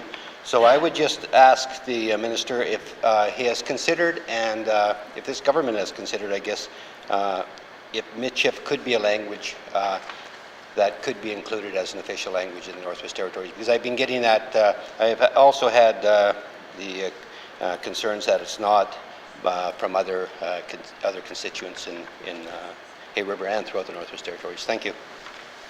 Thank you, Member for Haverford South. Minister responsible for Education, Culture and Employment. Thank you, Mr. Speaker. And so far, there hasn't been a movement toward making Michif an official language. I think I've actually had these same questions in the last Assembly. But from what I understand, there's a relatively small number of speakers in the Northwest Territories. And I think there are some speakers who might be speaking Michif, but who identify as speaking a different language. So perhaps there needs to be more research around this. And I know that the Standing Committee on Government Operations is undertaking a review of the Official Languages Act, and so this is something that can be pursued in there. But I'm happy to look further in this and have further conversations. Thank you, Mr. Speaker. Thank you, Minister. Oral questions. Member for Haverford South. Thank you, Mr. Speaker. I'm pleased to hear that he's willing to look at it, because there's approximately 300 speakers, Michif speakers in the Northwest Territories, while some of the other official languages have, only 500 or 600. So I think it's an important part of the Northwest Territories, because it's language that helps identify who we are. So I just I guess it's more of a comment than anything, so I will bring this issue up in the House at a later date, and I just wanted to give notice that I would. Thank you. Thank you. Would the Minister like to respond? Thank you, Mr. Speaker. I'm happy to have the conversation, like I said, and I know that there are people who are very passionate about Michif language in the territory, and they are working to revitalize it. And so while there may be 200 or 300 speakers now, that doesn't mean that in the future that number is not going to grow, and I would love to see it grow. And I would love to see more than just a few vibrant Indigenous languages. So I'm happy to have that conversation and move forward. Thank you, Mr. Speaker. Thank you, Minister. Oral questions. Oral questions. Written questions. Written questions. Returns to written questions. Returns to written questions. Replies to Commissioner's address. Replies to Commissioner's address. Petitions. Petitions. Reports of committees on the review of bills. Member for Kamlik. Thank you, Mr. Speaker. Your committee would like to report on its consideration of Bill 12, an act to amend the Apprenticeship, Trade and Occupation Certification Act. Bill 12 received second reading in the Legislative Assembly on October 29, 2020, and was referred to the Standing Committee on Social Development for review. On February 10, 2021, the Standing Committee held a public hearing with the Minister of Education, Culture and Employment and completed its clause-by-clause review of the bill. Mr. Speaker, the committee reports that Bill 12, an act to amend the Apprenticeship, Trade and Occupation Certification Act, is ready for consideration in Committee of the Whole. Thank you, Mr. Speaker. Bill 12 will be moved into Committee of the Whole. Member for Kamlik. Thank you, Mr. Speaker. Your committee would like to report on its consideration of Bill 13, an act to amend the Interpretation Act.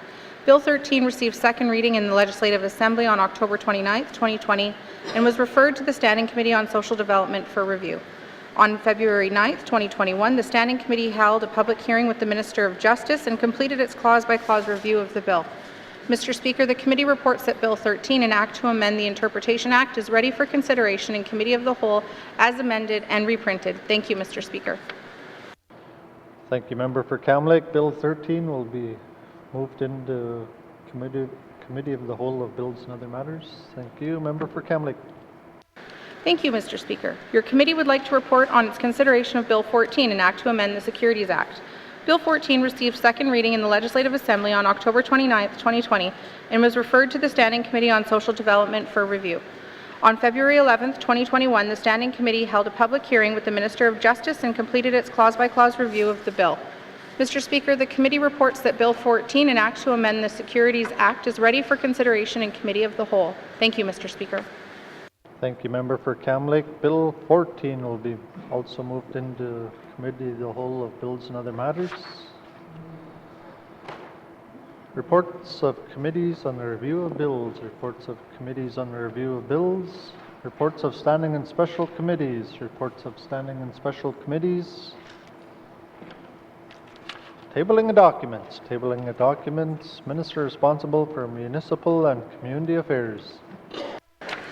Thank you, Mr. Speaker. Mr. Speaker, I wish to table the following two documents.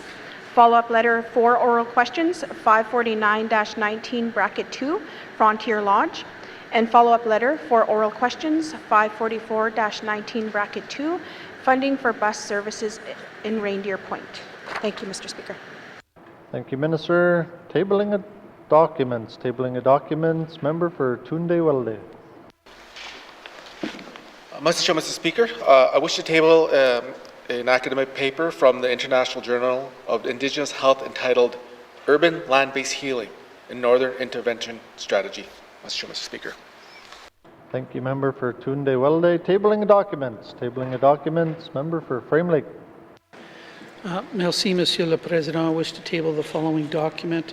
It's a letter from the Giant Mine Oversight Board dated February 23, 2021 to the Minister of Lands with regard to giant mine land use planning. Merci, Mr. Speaker. Thank you, Member for Frame Lake. Tabling of documents. Tabling of documents.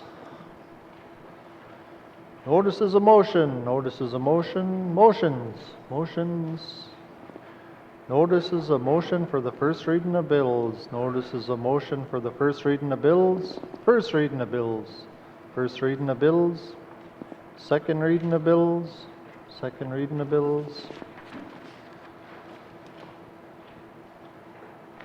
Consideration in Committee of the Whole of Bills and Other Matters. Bill 3. Bill 12, oh sorry, not 12. Committee Report 8-19 brackets 2, Committee Report 9-19 brackets 2, Minister Statement 77-19 brackets 2, Table Document 165, 166, 167, and 286-19 brackets 2, with Member for Haver South in the chair.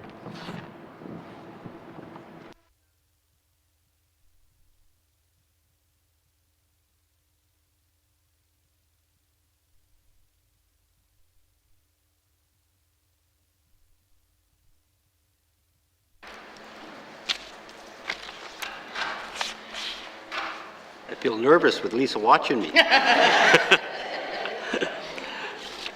I will now call Committee of the Whole to order. What is the wish of the committee? Mr. Norn? Mr. Chair.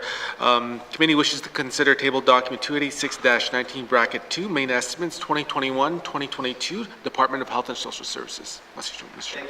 Committee agree? Agreed. Thank you, committee. We will take a short recess.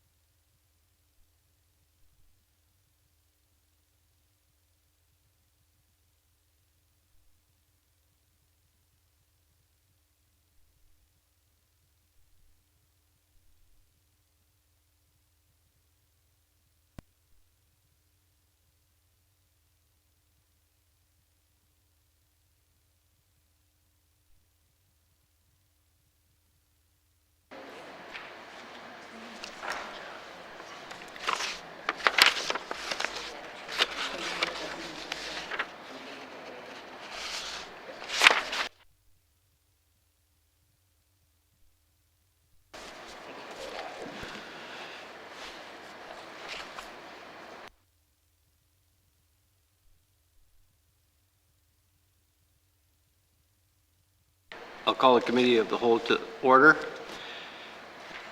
And we'll continue on with health and social programs. Minister, do you have witnesses to bring back in? Yeah, thank you, Mr. Chair. Yes, I do. Sergeant at Arms, will you escort the witnesses in, please?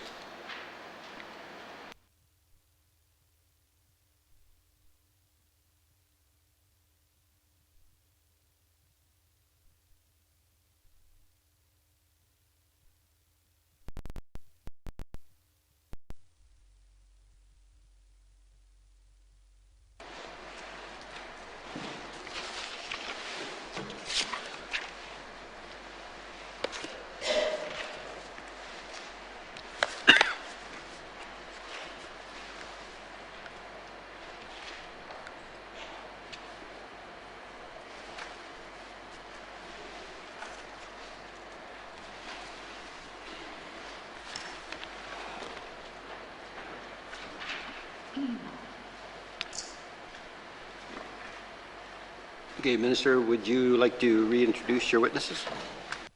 Yeah, thank you, Mr. Chair. With us today is Deputy Minister Bruce Cooper and Director of Finance Jeannie Matheson. Thank you.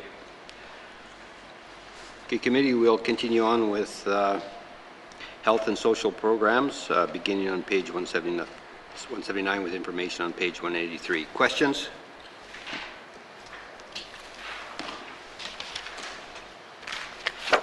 Member for N.W.T Twin Lakes. Thank you, Mr. Chair. My questions for them are regarding the line item and under Child and Family Services. And there's an increase of $4 million, and I know that it's probably due to the increased staffing that we see. But is there money in that department that is being utilized for any work being done in that department for collaboration with Aboriginal governments on them taking over or assuming parts or a planning process to children in care, or assuming that part of the department? Thank you. Thank you, Member. Minister? Yeah, thank you, Mr. Chair. Mr. Chair, I want to make sure I'm on the right page. Could the member please say which page she's referring to? Member? 180?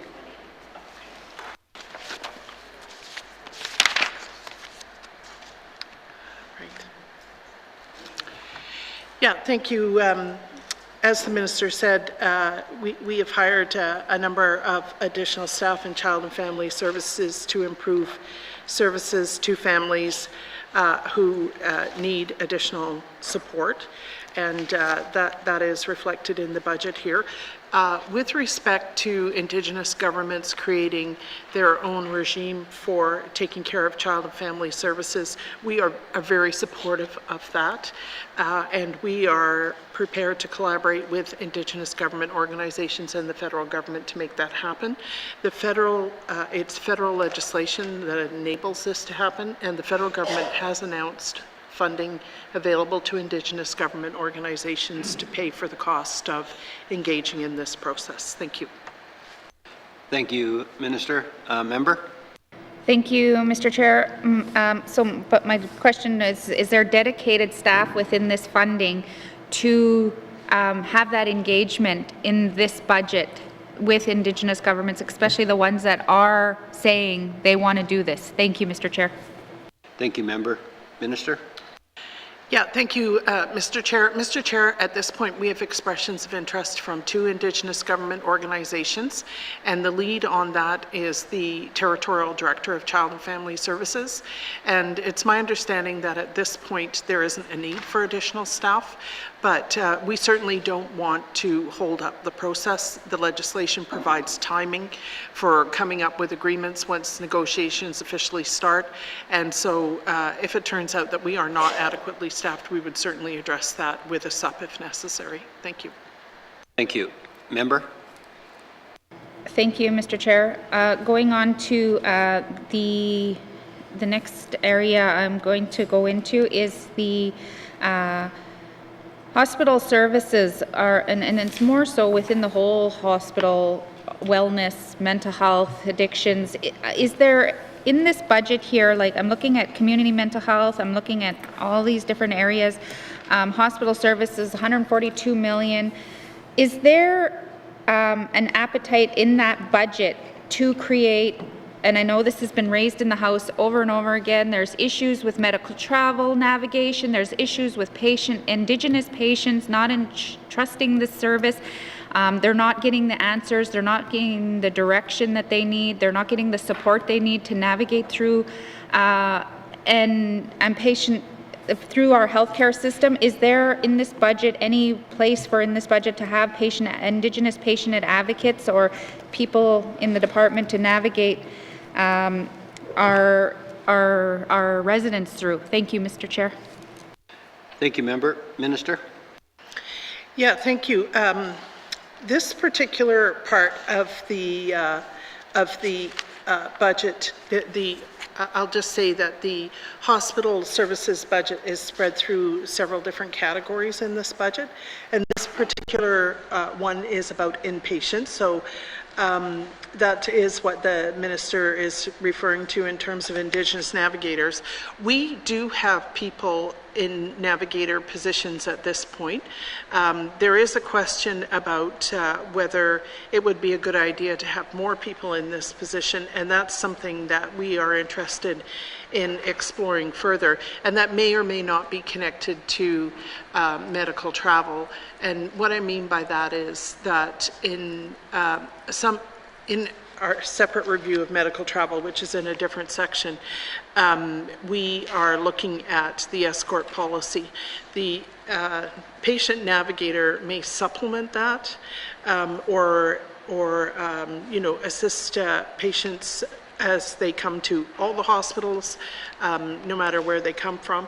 But we're not really at a stage yet to say exactly what is going to be offered and where. But this is one of the areas that the department is working on. And so, Mr. Chair, I'd like the Deputy Minister to continue on with this answer, please. Mr. Cooper? Thank you, Mr. Chair. So, there are a number of things that we are doing to ensure that that we remove barriers to access. So there's services that we provide in terms of interpretation.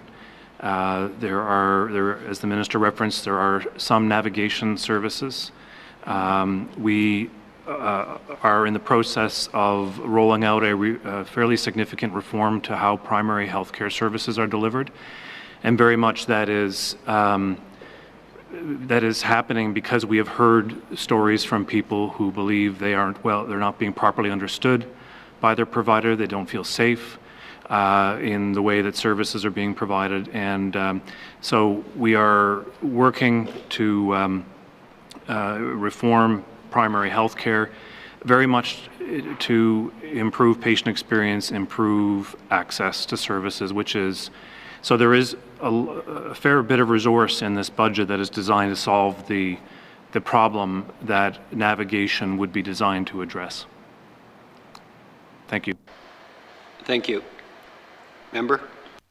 Thank you, Mr. Chair. Yeah, and I know I've raised it in the House, and I know we have patient navigators. I mean, we have, and they kind of help people, health navigators that know where, if you need an application, you go here, if you need this, you go here, and you phone them and you know that. But a lot of our elders and a lot of people that are coming into our hospitals from the small communities, Indigenous people,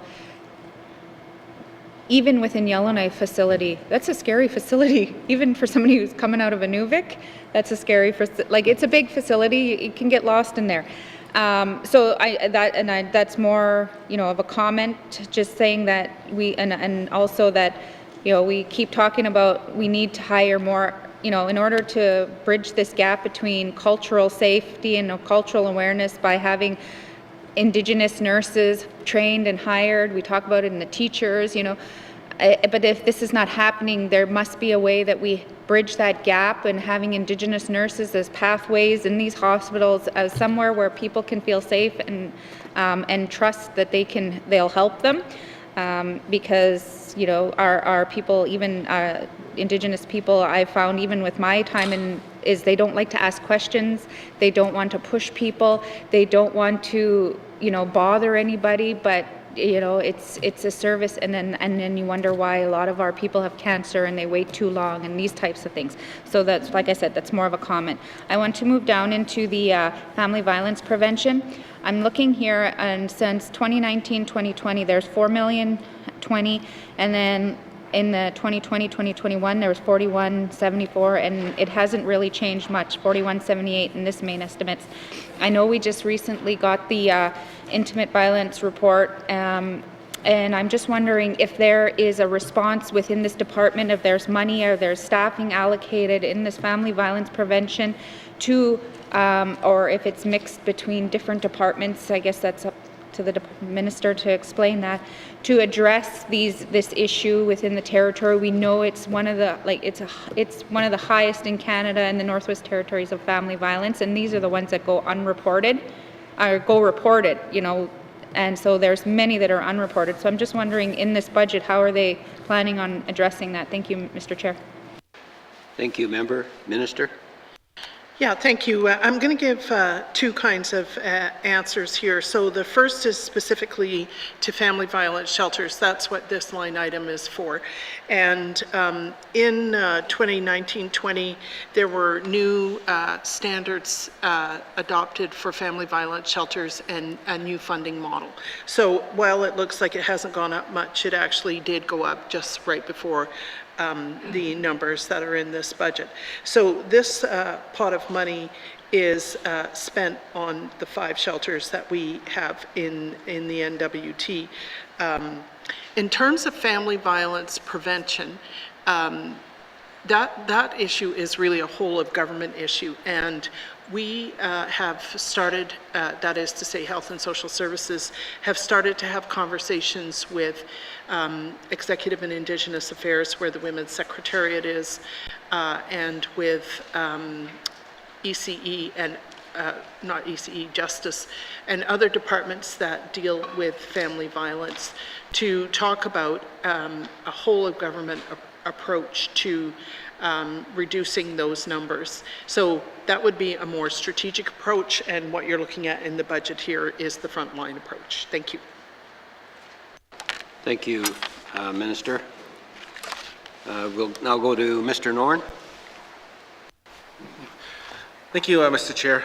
Just looking at page 180 on Child and Family Services, just in regards to my writing, and you know, I know that social workers, you know, child protection workers, very tough job, and you know, I commend those guys, because it's, I understand that there's very high turnover rates in that, just because of the mere stress of the job. I know that in one of my communities in N.W.T, there was recently a change in staffing, and then I left a position open. I'm just wondering if that position was going to be filled in N.W.T. Thank you, Mr. Chair. Thank you, Mr. Norn. Minister. Yeah, thank you, Mr. Chair. Mr. Chair, this budget is at a very high level. It represents spending in big categories and not at the regional or health center level. And so I don't have a specific answer to the member's question. I will say that we do not contemplate eliminating any positions anywhere. So if there's a vacancy, then I'm going to say that it will be filled. Thank you. Thank you, Minister. Member? Thank you, Mr. Chair. And yeah, thank you. That is good to hear, because I think we already have a lot of, I mentioned in my member statement earlier, there's a lot of service gaps, and we'll try to make sure that we're always keeping on top of it, and make sure that we don't have vacancies for extended periods of times, because that means, you know, that you know, our residents will go without some valuable services. And forgive me too as well. I'm kind of inserted myself here in the middle of this, so if I'm being repetitive here, my apologies. My other part of my question here.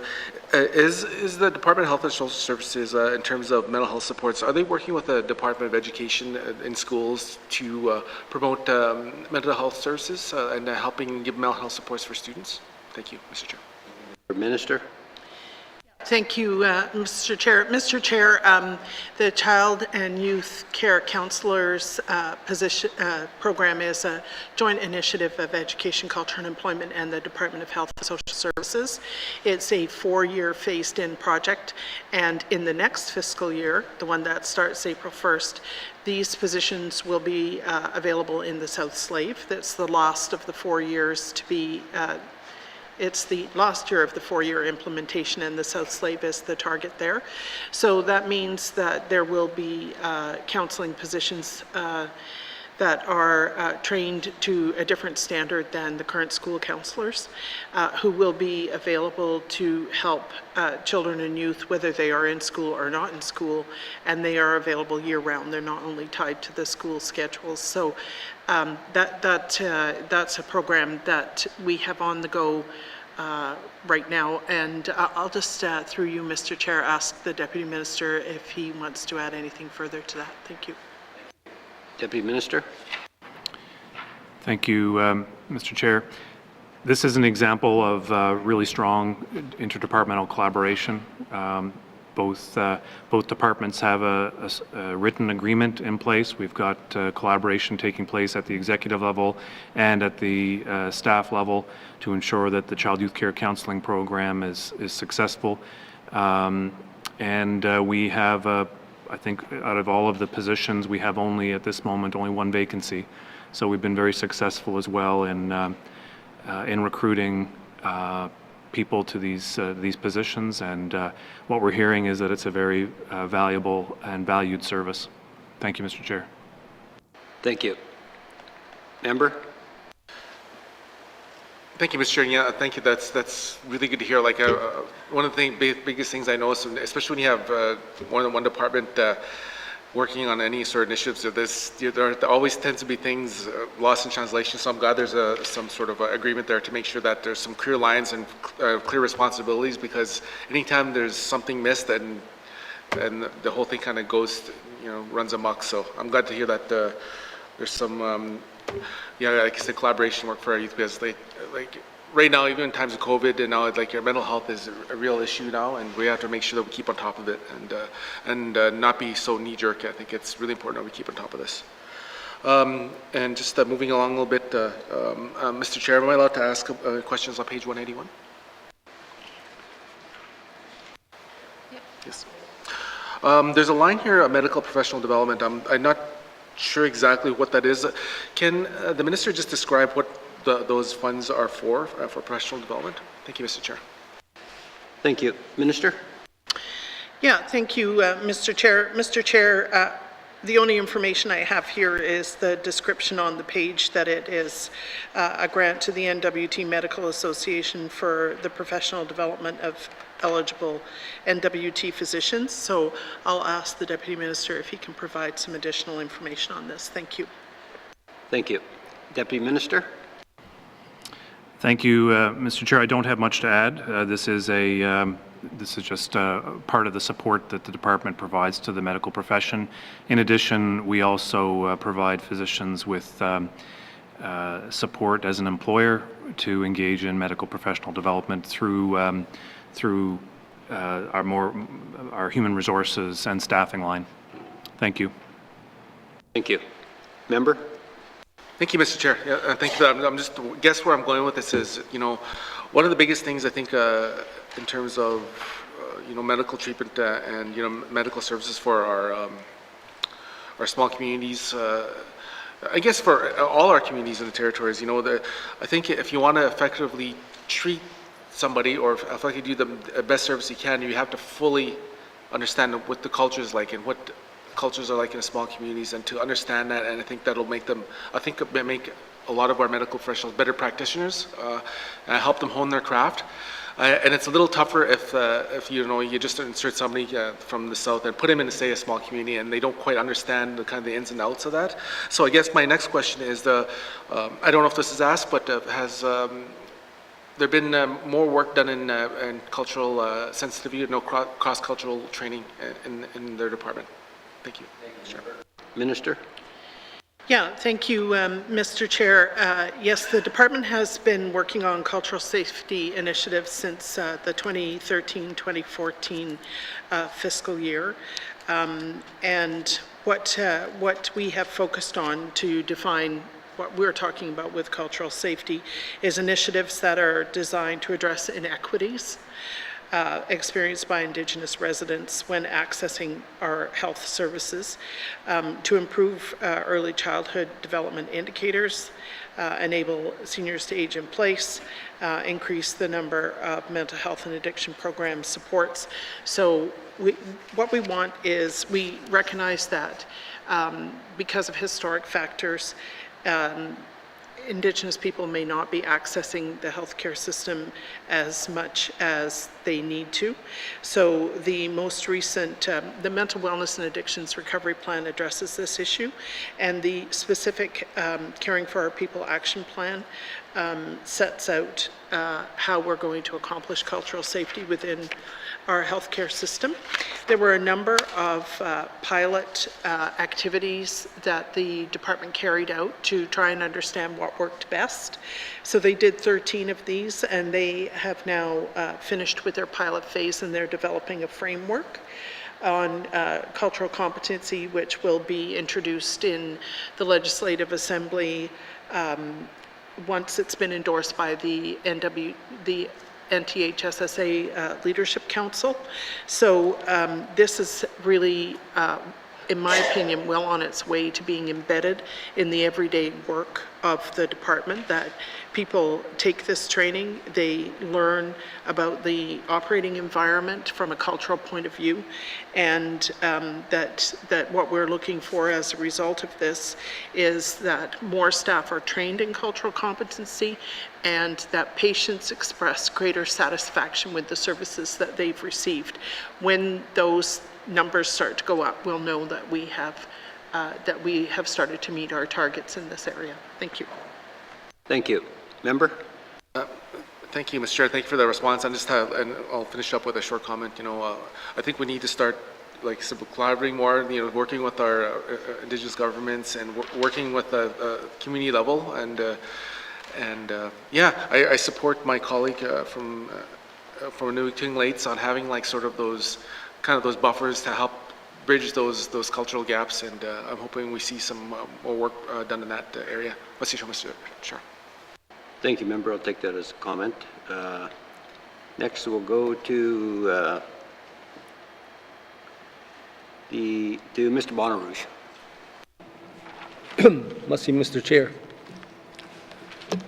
I'm sure the minister is well aware of my concerns with the local health center and the staff issues there. Because many of my people, my community members, have complained to me about the goings on within the health centers. They're questioning, competencies and experience of staff, particularly nurse practitioners, the nurses within the health center. I'm wondering if there is a bare minimum or qualifications required to work in a small health center. I wonder if the minister could enlighten me on that. Merci. Thank you, member. Minister. Yeah, thank you, Mr. Chair. Mr. Chair, I want to express some concern about us identifying people who are working in small communities in a limited number of jobs. I don't think it's fair for us to discuss their competence or qualifications in this forum. They're not here to defend themselves. We don't have the level of detail, because this is a high-level departmental budget, to provide that level of information. We have standards for health professionals standards of education and experience that they have to meet. And there are also professional qualifications that are set out by the Registered Nurses Association and the N.W.T Medical Association. So this is an area in which we want to provide qualified care, obviously, but I'm not going to be able to discuss the qualifications of people who work in the members community. Thank you. Thank you, Minister. Yeah, and if we could keep the questions, I guess, to the line items and to the budget itself. This isn't a forum to name people, or especially in the small communities where kind of everybody knows everybody. So, Mr. Bonnerouge. For that. I'll dispense with my line of questioning in this area here because we had concerns that there was no communication with the community at all from any of the workers there, whether it be nurse practitioner, social services community. There's no interaction with the community whatsoever. Anyways, so that's leading to a lot of problems there. I'm just wondering on the next page, 181, the child and family services items there. I know they have a group out of Yellowknife that provides that service. I'm just wondering if there's any future look into having First Nations take over a file like this in the communities. Merci. Thank you, Member. Minister? Yeah, thank you, Mr. Chair. Mr. Chair, the Assembly of First Nations worked with the federal government to develop a child and family services law that became law in January of 2020. And this provides for sovereignty of First Nations to provide child and family services care. We, the Department of Health and Social Services and the N.W.T fully endorse this law and the sovereignty of First Nations to provide this care.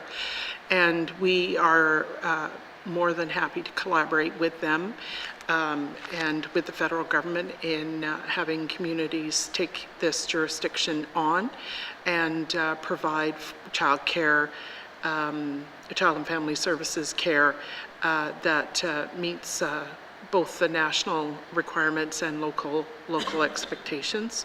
So as I mentioned to the member from Inuvik Twin Lakes, 2 jurisdictions have expressed an interest in taking this area on, and the federal government does have money to assist these jurisdictions with capacity to negotiate and create their own regime. And so this is an area that we are very interested in seeing develop over the next few years. Thank you. Thank you, Minister. Member?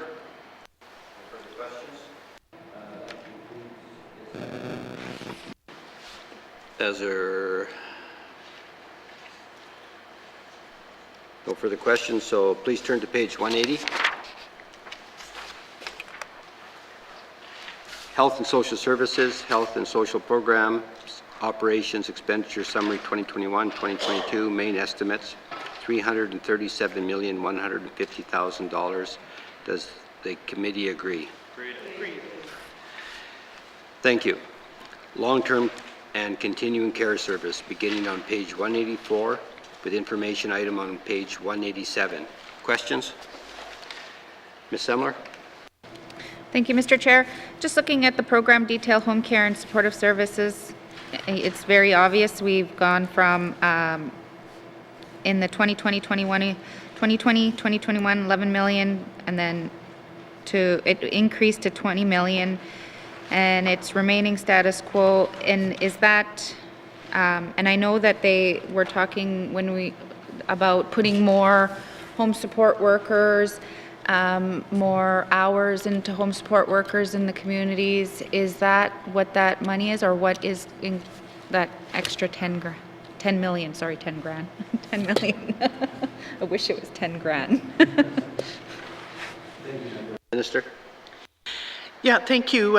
Yeah, the member is correct. The biggest portion of this increase, $8.4 million, comes from the First Nations and Inuit home and community care funding from the federal government, and it's reflected in various categories through this budget. $1 million is for staff to pay for unfunded elements of the collective agreement in this area. We also have a very innovative program going with Aurora College where we are doing some workforce planning with them to train people to work in long-term care as personal support workers and nurses, and so we are collaborating with Aurora College and providing some funding for that. We're also addressing, again, a staff funding shortfall at Avens. So that comes out to $11.3 million. Thank you.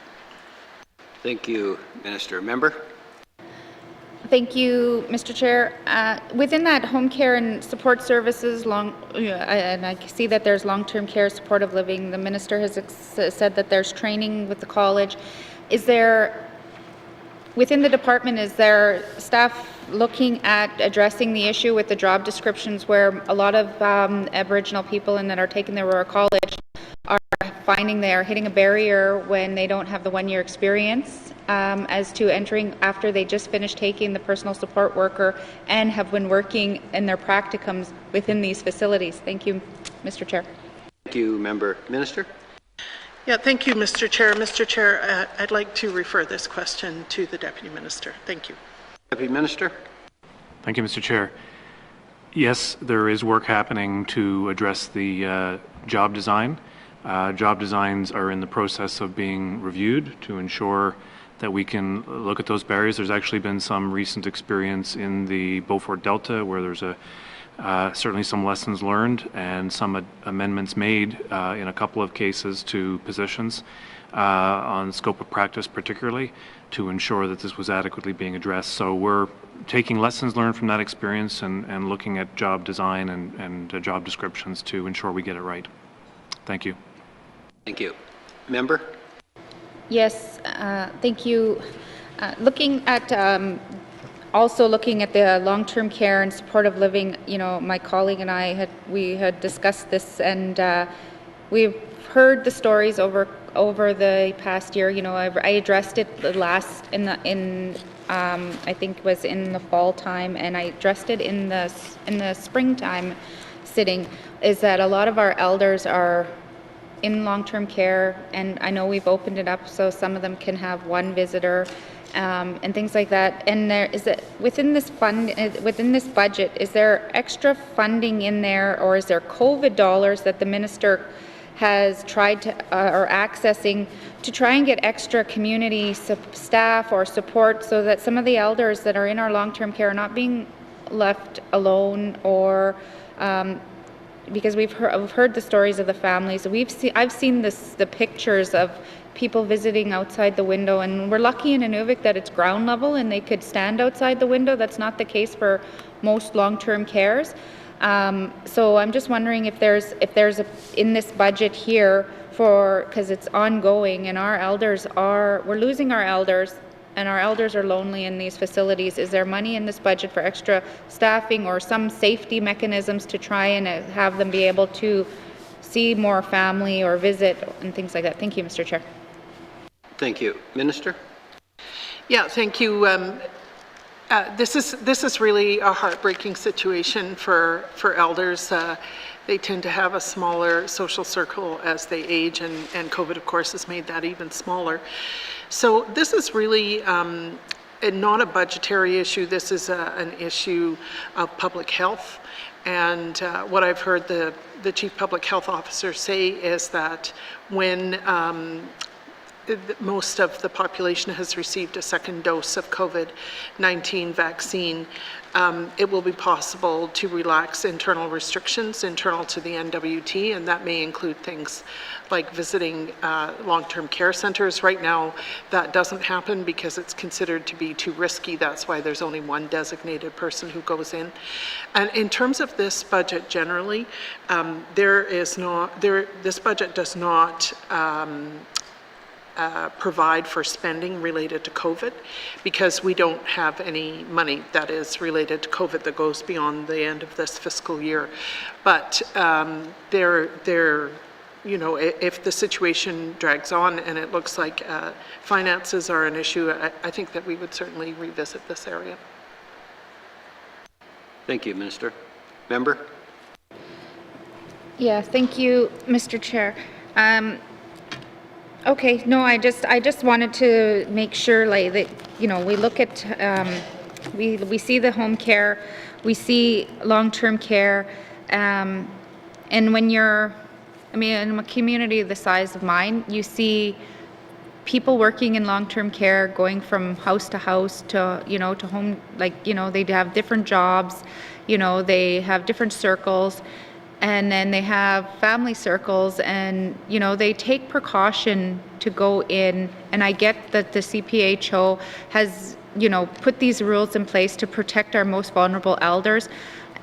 But and on the other hand, I also think that there should be, there's some mechanism in there for maybe some extra support for that, so that people are able to do the things that the staff are doing, to go in and visit and have that, you know, it's almost been a year, Mr. Chair, and, you know, and I'm looking at this budget, and I don't know if that's going to have anything to do with it, but I mean, if there's money in there for extra PPE or anything like that for family members, and maybe some, if they want to have more family to see them, a space where people can go and meet individually so that it's more regularly, if that's going to cost more, I don't know.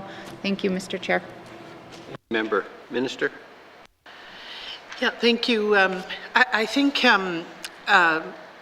for me, I'm really waiting to get to the point where most people have had their second shot, and we have a better understanding of our not only of our immunity, but how whether the vaccine is effective in stopping the transmission of COVID, so that we can return to life as normal in so many ways, and especially in this way.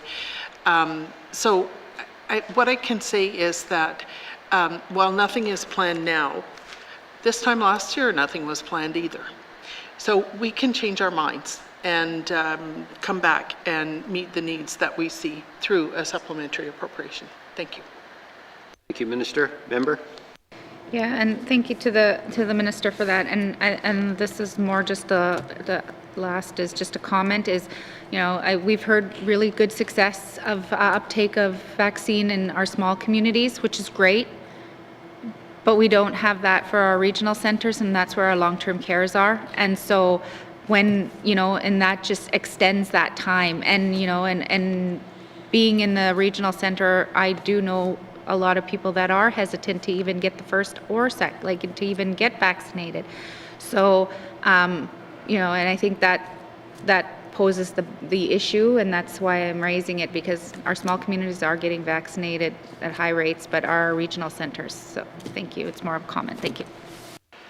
Thank you, Member. Minister, would you like to comment? Sure. The month of March is going to be a very big month for first doses if required, second doses for sure. And there will be vaccines available in just about every community in the N.W.T. So I'm really hoping that by the end of March, we will have good uptake in the regional centers. I know that there are various people and organizations like Hotiseda, even the N.W.T. Association of Communities, who are really promoting getting vaccinated, and I appreciate those efforts. I think that all of us who are working from an evidence-based decision-making point of view need to encourage vaccination. It is the single best thing that the person can do for themselves. Even the Queen said so.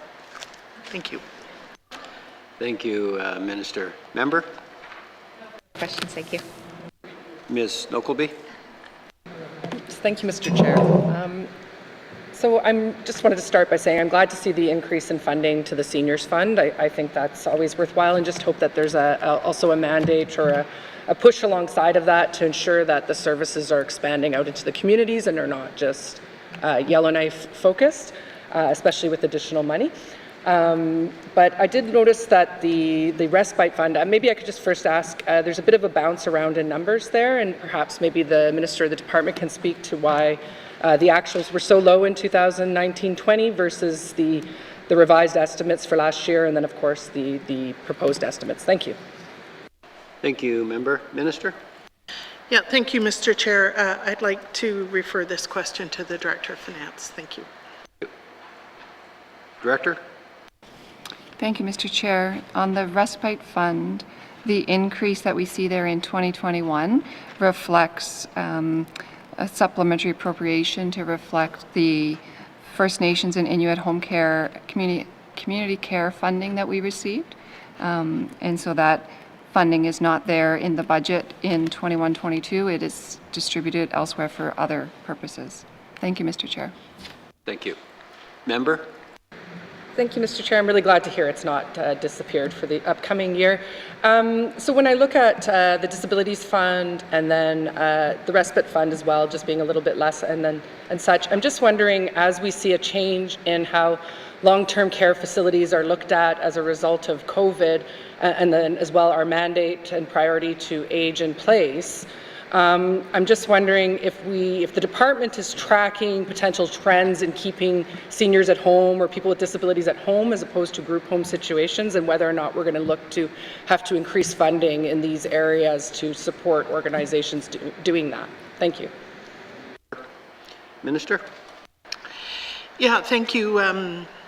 We recently completed a long-term care bed study, and for that we used 10 years of data that tracked what age people were when they went into long-term care and what level of acuity they were at in terms of service need. So we have a pretty good idea of when people need to move out of their independent living. And we also, of course, provide home care throughout the N.W.T. So there are metrics about how many people require home care and what kinds of services they need. For more detail, though, I'll ask Mr. Chair if I can refer this question on to the Deputy Minister. Deputy Minister? Thank you, Mr. Chair. This has been one of the primary areas of policy development within the seniors area. So we are very much looking at the future demand that is going to be with us for the continuum of care for elders and persons with disabilities. So when it comes to caring for people in their own homes, we did the home and community care review. We've got some projections in terms of the growth that's coming there. And we are testing out some new methods even within this budget to teach us new elements of the continuum that we may need to grow in the future to meet that demand. When it comes to long-term care, the Minister has spoken to the primary work that we're doing there, the beginnings of that work. And when it comes to persons with disabilities, we're embarking upon a review now, a supported living review. It's gone to market now, and we expect to have a proponent selected in April. And we will be looking more fully at this question about how we need to improve the network of community services and the options that are available here so that people can be cared for with dignity in their own communities, and also identifying the possibility for being able to repatriate individuals who may be being cared for elsewhere. So that's the so there's the full continuum of care for the full population of people who are dependent on others for care that we are examining and projecting and working on from a policy perspective. Thank you, Mr. Chair. Thank you. Member? I'm really glad to hear all of that and would welcome at any point more information on that and to have feedback, etc. as well. One of the things that I remember discussing when I was campaigning was the idea, or trying to come up with ways of increasing Indigenous businesses in small communities, but also I was thinking around the lines of keeping elders at home as well. And is there a potential, or has the department considered creating small businesses in communities where there is like a small boarding home or such that the Dev Corp takes on and runs, and then the department contracts the services for the care for the elders to that group. So there's a business creation program, but then there could also be a training component for local youth and young adults that then they can learn to take care of their elders, which is a skill set that can then be transferred throughout Canada if they do decide they don't want to stay in the north. I just think this is an area where we really are going to have to think outside the box, and it's always been a story that when I've traveled through the north and into communities that's really heartbreaking, because you hear it time and again, and a good friend just recently lost his father, who spent the last few years in Norman Wells when the family is in Toledo. So I just wonder if that's an area perhaps maybe the department is interested in looking at as sort of a Indigenous-run small boarding home for supportive care. Thank you. Thank you. Minister? Yeah, thank you. The reason that the long-term care is offered in regional centers is that we need some efficiencies in the number of beds and the number of staff for the 24/7 responsibility. And so it's turned out that in the smaller communities, we just can't get to that economy of scale to provide for full supported living, which would include nursing care as well as care aides. In terms of whether there's been any discussion to create a business or training component to situate in small communities, I'm not aware of that, but I'll ask the Deputy Minister if he is. Thank you. Deputy Minister? Thank you, Mr. Chair. So we are, in a way, we are testing a proof of concept about being able to partner with local community through the paid caregiver pilot program. So, and that's actually in this budget. So we do have, I think, 5 agreements in place. I may have that number wrong, but so we are certainly very interested in working in partnership with local community groups. Anybody who's interested to try new approaches to care. And that's so we're going to be entering the evaluation phase in the next year for that, and I certainly know we're looking forward to taking lessons learned and innovating forward. Thank you. Thank you. Member? Thank you, Mr. Chair. Yeah, I'm glad to hear that too. I get that there is a certain degree of technical expertise that's required for certain types of facilities. However, you know, if we can just keep, even if it's a matter of a senior who has a dilapidated home and therefore now they're getting moved out of it into a long-term care facility, if they don't need a large degree of care, you know, I don't see why we can't have a lesser sort of care worker or lesser educated care worker there to help them. So that's great, and I look forward to learning more about the paid caregiver pilot program. Yeah, it's never made sense to me that we make people go out to work so that their family member can then have someone else come in that the government then pays for to look after them. So glad to hear that. I think my last questions are just around the active positions. I noted that we've gone up 4 positions, and I'm reading it right today, then, like I wasn't yesterday. And it's all in headquarters. So I guess my question would be, are these all administrative functions for the department or administrative roles that they do need to be in one place, as we said, or are some of these employees actual care and support workers for patients or long-term people? Thank you. Thank you. Minister?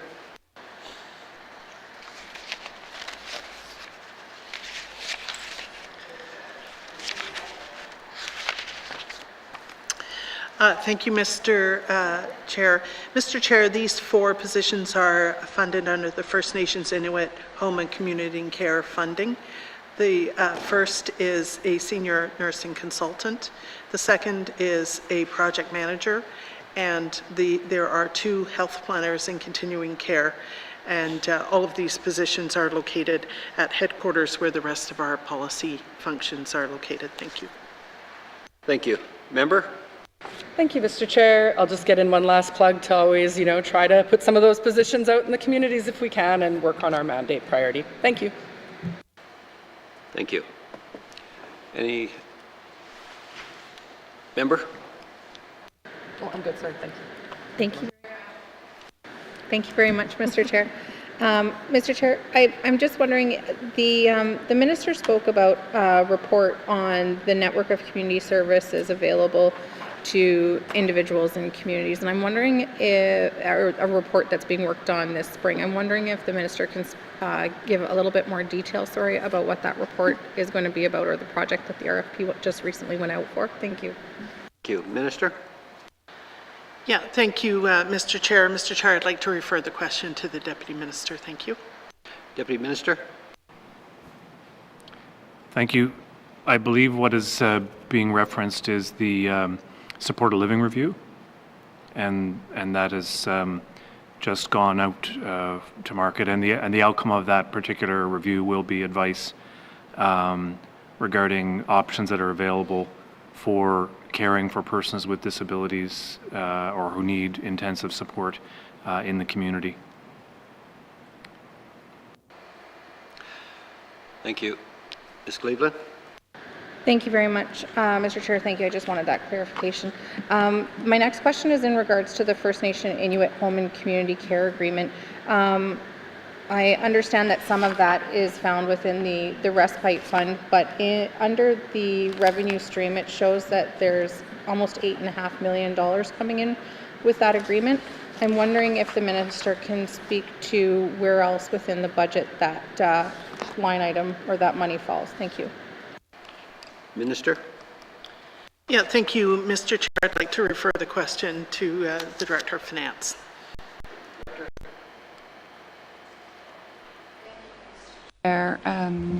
Most of the money, yes, you're right, is under this long-term care. There would also be some additional funding up under admin and support services, where some of the staff for the department that are supporting the efforts related to activities supporting home care, for example, the rollout of the Inter-Eye information system that's going to help support some of the work that we're doing to understand home care delivery. There's funding in admin and support services related to that as well. Thank you, Mr. Chair. Thank you. Ms. Cleveland? Thank you very much, Mr. Chair. Mr. Chair, can I ask, the money that falls under the long-term care, is it just given to long-term care facilities? Is it given out based on application? Is it automatically given out based on size of the long-term care facility? Thank you. Thank you. Minister? Thank you, Mr. Chair. Mr. Chair, there's only one non-government long-term care facility in the N.W.T, and it is Avon's. And there is a small portion of a supplementary appropriation that was included in the current fiscal year to assist them. But otherwise, to the best of my knowledge, this money goes to the long-term care that's operated by the GNWT throughout the N.W.T. Thank you. Thank you. Ms. Cleveland? Thank you very much, Mr. Chair. Mr. Chair, as the number of seniors within the territory increases over the next, especially over the next decade, we might see more people similar to set up to Avon's interested in participating in long-term care throughout the Northwest Territories. Is the Department of Health and Social Services reviewing the amount of financial assistance that it provides to non-government supportive living for seniors? Thank you. Thank you. Minister? Yeah, thank you. So there's only one service provider in that area, and that is Avon's. And Avon's, I know, is reviewing its own set of services as it moves forward with its independent living offering at the Pavilion. So we are also, of course, looking at additional long-term care beds in the Stanton Legacy Hospital. So this is an area where there is some churn going on at the moment, and so we continue to collaborate and try to figure out how to support one another to provide the best service to seniors. Thank you. Thank you. Ms. Cleveland? Thank you very much, Mr. Chair. Mr. Chair, given that we're in a pandemic and that the costs associated with the pandemic are much higher, is there talk right now about providing further financial support to places like Avon's to account for the increase in cost to care for seniors at this moment in time? Thank you. Minister? Yeah, thank you. It's my understanding that the Department of Finance is leading the negotiations, or perhaps it's the Premier, or maybe it's both, who are leading the collection of information and negotiations with the federal government for additional pandemic response money. Those negotiations are not complete, so that money is not included in this budget at this time. But we did provide for pandemic-related spending to Avens during the course of the last year. Thank you. Thank you. Ms. Cleveland? Thank you very much, Mr. Chair. Mr. Chair, my next question is in regards to the workers that work in long-term care facilities, and especially with the personal support program.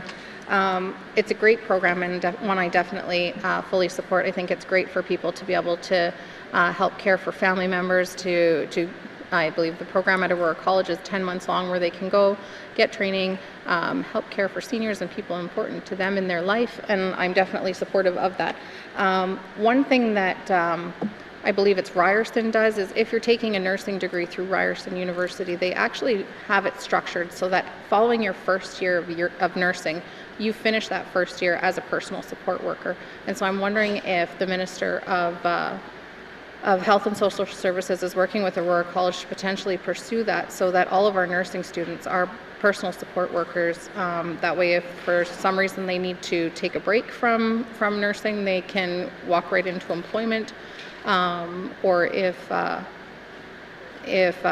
they need some summer employment, it's another way to get into the community and get working right away. Thank you.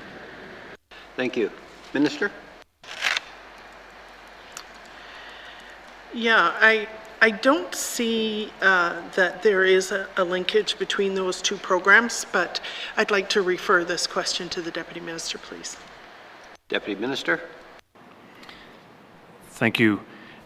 So yes, we certainly, this is the concept of laddering, and while that is within the purview of ECE, we do have a good relationship with Aurora and this is something that we have talked about and flagged. Certainly the nursing professionals have, but I can't speak to in terms of what the outcomes of those discussions are. Thank you. Thank you. Member? Thank you very much, Mr. Chair. I'm wondering if the Minister or perhaps the Deputy Minister could give me a good idea of timeline of when to follow up on that question. Thank you. Thank you. Minister? Yeah, thank you. I'll ask the Deputy Minister to answer that, please. Deputy Minister? Well, I'm not certain. We don't have anything specific. There are ongoing discussions, but I think whenever the member would like, I think. Thank you. That'll suffice, that answer. Member? Thank you very much, Mr. Chair. Mr. Chair, I'm wondering if the Disabilities Fund includes any funding towards FASD diagnostic in the Northwest Territories. Thank you.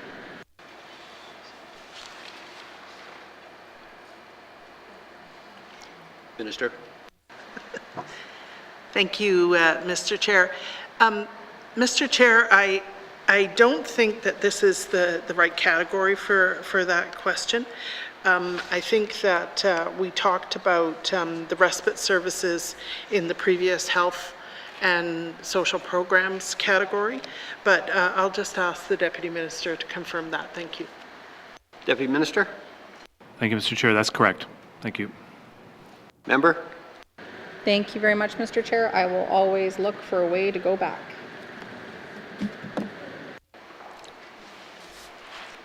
Any further questions? Mr. O'Reilly? Thanks, Madam Chair, or Mr. Chair. It's been a long week. I'll try to get the agenda right. So I take it this is the part of the budget where the paid caregiver leave program falls under. Is that correct? Minister? Yeah, I think that's this part of the budget. Thanks. Mr. O'Reilly? Thanks, Mr. Chair. I know that there's a pilot program in progress. Can we just get a bit of an update of where that program is at? Thanks, Mr. Chair. Minister? Yeah, the program exists in 5 different communities at this point. There is a limited intake of spots, but I think that most of them have been taken up, and that there is evaluation planned for the next fiscal year in order to determine the future of the pilot program. So that's a very high-level answer. The Deputy Minister would be able to offer quite a bit more. Thank you. Deputy Minister? Thank you. So yes, indeed, we do have pilots ongoing in Betchico, Yellowknife, Detta and Delo, Tuktoyaktuk, and Hay River. And we have individuals that have been accepted, 5 in Betchico, 8 in Yellowknife, 2 in Detta and Delo, 8 in Hay River, and there's some issues in Tuk. We've got a capacity for 5. There's still some work ongoing to hire the caregiver there. But that is, as of last week, they're in the process of hiring. And as the Minister said, we will be undertaking, we're finalizing an RFP to hire a contractor this spring to undertake an evaluation framework and to conduct the evaluation of the program over this summer. And that'll help inform our planning for our business planning for next year. Thank you very much. Thank you. Member?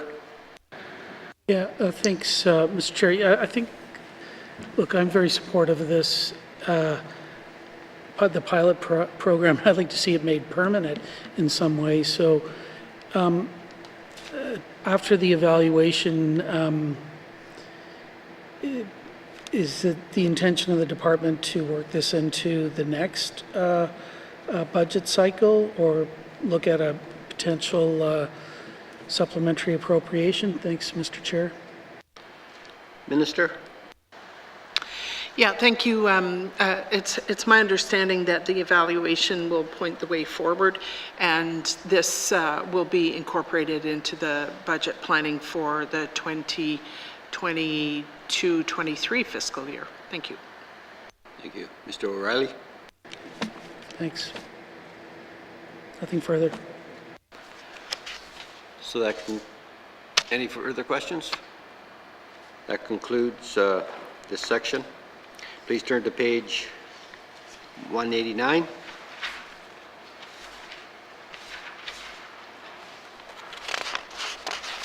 Oh, sorry. No, second here.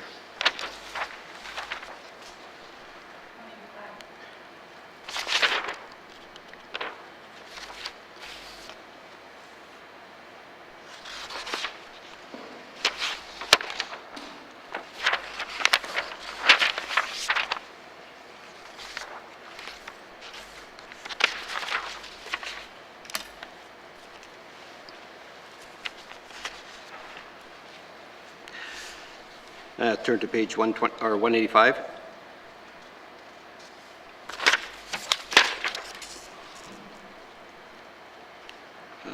Just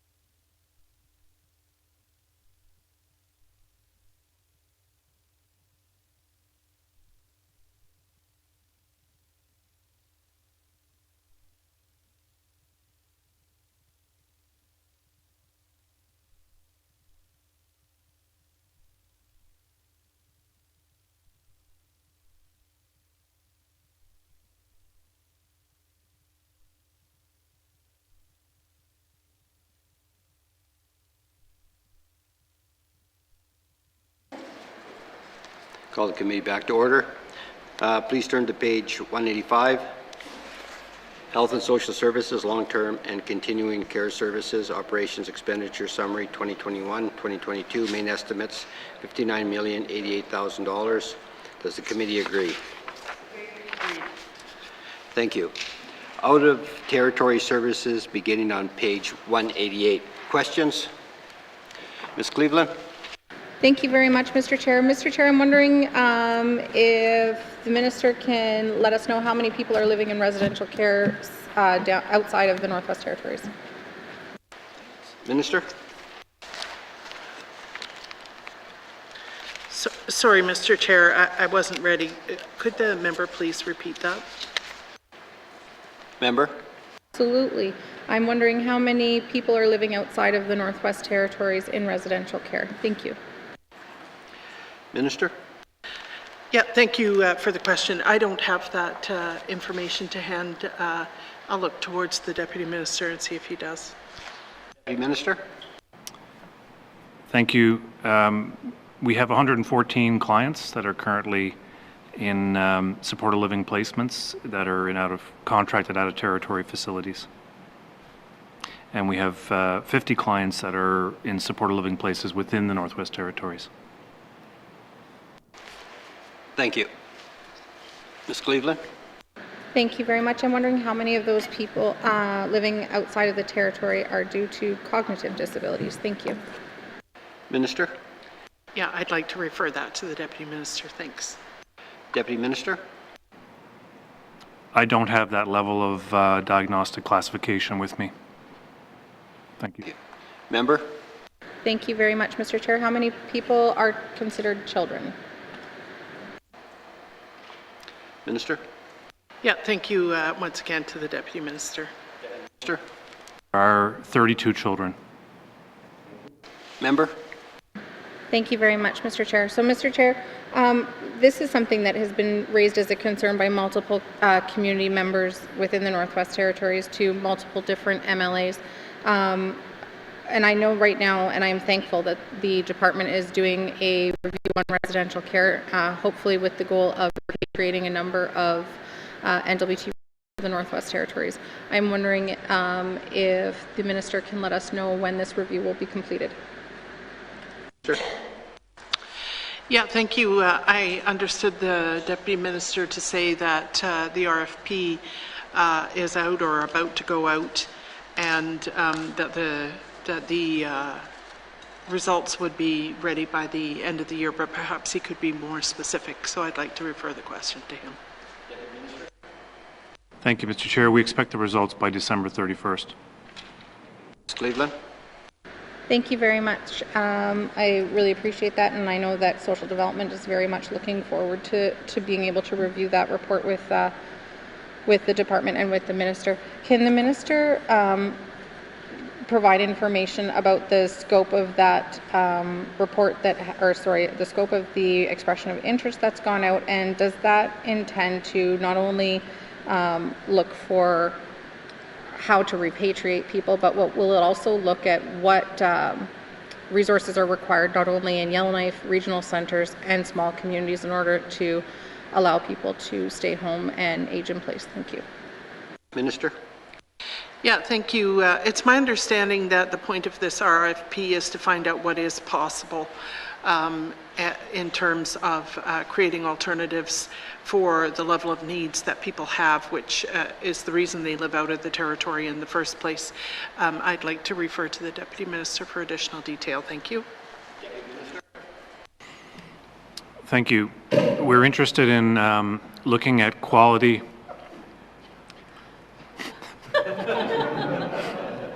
Pardon me. We're looking at quality improvement of this particular sector. At the same time, we're interested in what model might be required for the future. So that'll help us define if we were to build a model that had the functions required that are being met currently by others in the South, what capacity would we need to have to build here for that to happen? So it's quality of the existing community and facility-based care, and what a future model might look like that would provide the care that's currently being provided elsewhere. Thank you. Thank you. Ms. Cleveland? Thank you very much, Mr. Chair. So will this document also include workforce development requirements or needs across the territory? And will this information also be looked at in unison with future plans for Aurora College? Thank you. Minister? Yeah, thank you. I'd like the Deputy Minister to try this question. Thank you. Deputy Minister? Yeah, I do expect that part of what we will find, I would expect we will have recommendations on workforce planning and all the elements that are necessary to have a complete system. Yeah, thank you. Ms. Cleveland? Thank you very much, Mr. Chair. Mr. Chair, I have a delicate question, I guess, is I want to understand, I've tried to kind of find ways back to being able to ask about the adult FASD clinic. And so I'm just going to ask it here because I feel like the two are related. In the Northwest Territories, we do have a high number of instances of FASD. We also do have people who really struggle with cognitive disabilities. And so I think that all of this also relates back somewhat to supportive living. I believe it relates back to integrated service delivery models, and I think that this is something that the North really needs, is to find ways to better support Northerners at home where they live, and because I think that's part of the health of our communities and the health of our people. And so I really do look forward to this work, but I think that it lends itself to a bigger conversation for sure. I'd also like to be able to ask about medical services of hospitals and physician services provided to Northwest Territories residents outside of the N.W.T. One of my concerns right now is that some of the residents of the Northwest Territories who require services, medical services, are having either are not wanting to travel or unable to travel because of COVID right now. And so I'm wondering if the Department of Health and Social Services is somehow monitoring reasons that people need to see a physician so that they're able to potentially bring up a locum for a need that could serve multiple residents. And if it's kind of, if they're looking at the reverse of, instead of sending people down south, if we can bring up specific locums to serve a need to provide health care to residents. Thank you. Thank you. Minister? Yeah, I have to say honestly, that's a bewildering list of questions. I'm just going to try, if I can, to start with the FASD portion, and then maybe the member can just go over again the physician and out-of-territory care. So what I want to say about out-of-territory care is that the reason people go out of territory is because we don't have the appropriate services for their needs available in the N.W.T. It's not our wish to have them go away, but rather it's a necessity. And some of these people have lived outside of the territory for the majority of their lives, and in fact, have replacement social units in the places that they live. Having said that, we understand that there are families who would like to have their family members repatriated to the N.W.T, and that's the point of the report that is going to be done this year, to find out what those level of needs are and how we can meet them, whether we can meet them.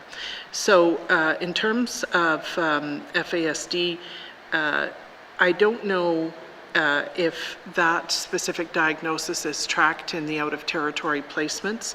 We do know that FASD is one of those co-occurring conditions, that it may occur with addictions, it may occur with low intellectual functioning. So it could be that some of the clients who are out of territory have this diagnosis. I have no idea whether we have that level of information available to us here, but I'll look to the Deputy Minister to see if he can add anything. Thank you.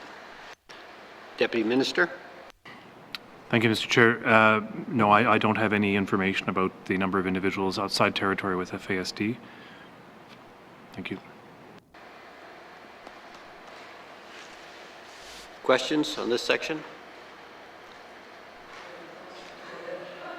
Ms. Nokelby? Thank you, Mr. Chair.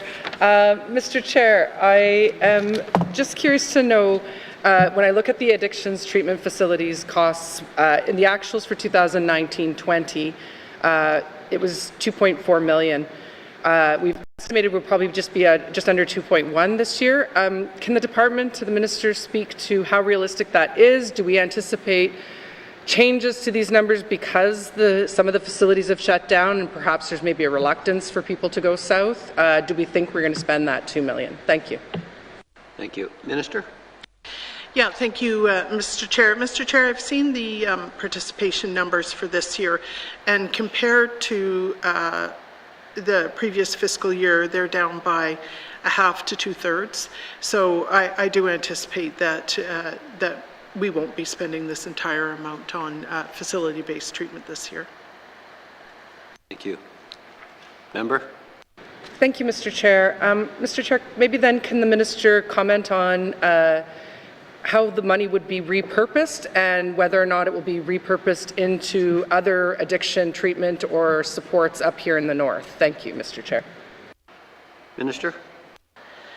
The money that is going to be unspent in this fiscal year, I'm not clear that that can be carried over and applied, so I would like to refer the question to the Director of Finance. Thank you.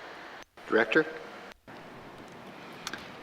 Thank you, Mr. Chair. If there were funds there that weren't spent this year in 2021, those funds would just lapse at this point.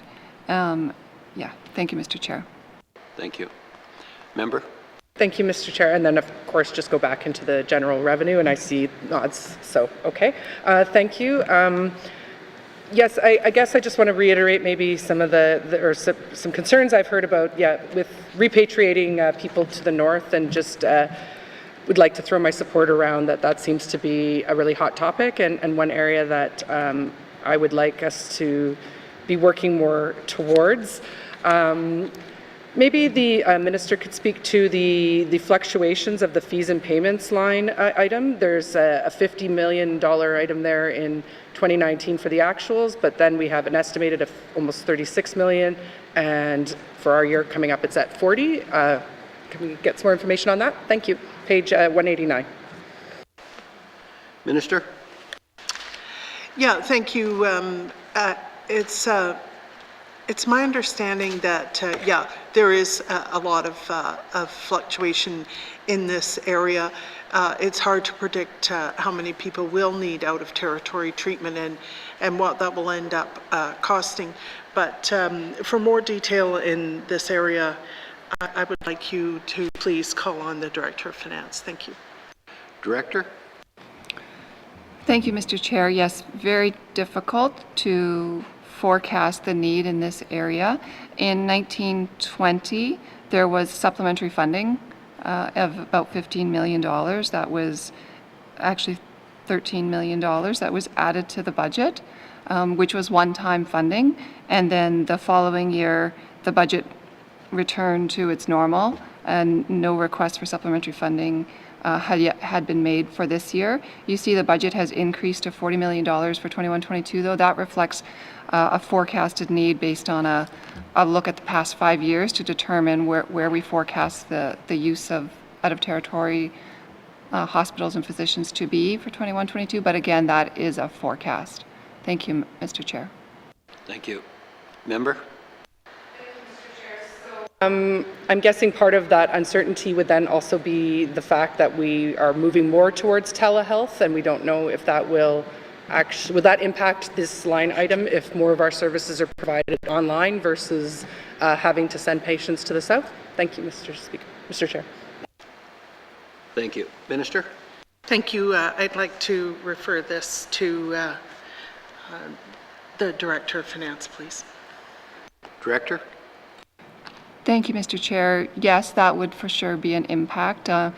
As I think we discussed yesterday, there between the interprovincial billing agreements, there's a year where provinces and territories have up to a year to bill each other.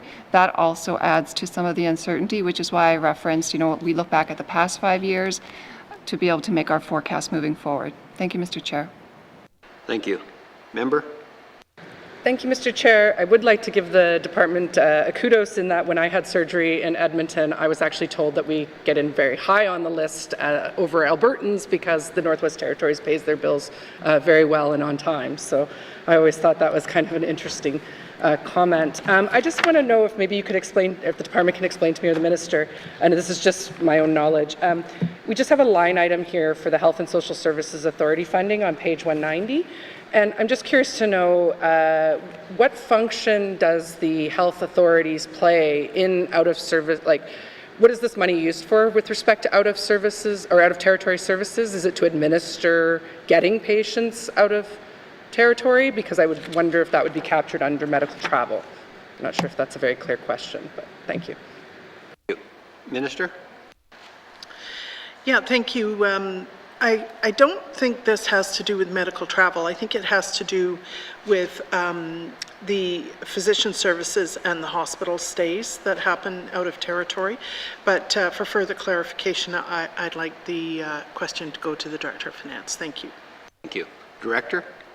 Thank you, Mr. Chair. This budget is actually for the Adult Southern Placements Program, so it's the NTHSA administers this program, so anytime a individual from N.W.T needs to go south for those facilities that we were talking about not long ago, this is where that gets paid. Thank you, Mr. Chair. Thank you. Member? Thank you, Mr. Chair. So that would be the facilities both for treatment and addictions as well as maybe for health and other related items or medical travel type situations? Thank you. Minister? Yeah, thank you. Back to the Director of Finance, please. Director? Thank you. This is specifically for the adult placements for supported type living arrangements. Thank you, Mr. Chair. Thank you. Member? Thank you, Mr. Chair. No, I think that I'm good, Mr. Chair. Thank you. Thank you. Mr. O'Reilly?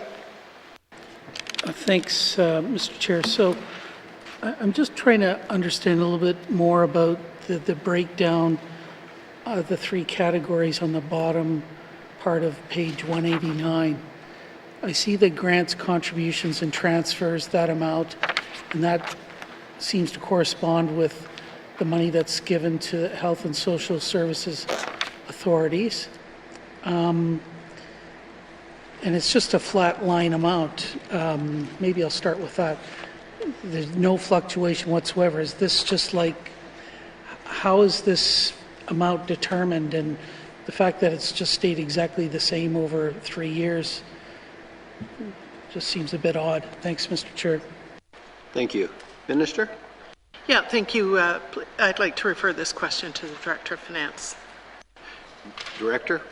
Thank you, Mr. Chair. Yes, the member is right in that that line does correspond directly to page 190, and that is all given to the NTHSA. And it has the budget there hasn't changed because it hasn't yet been needed.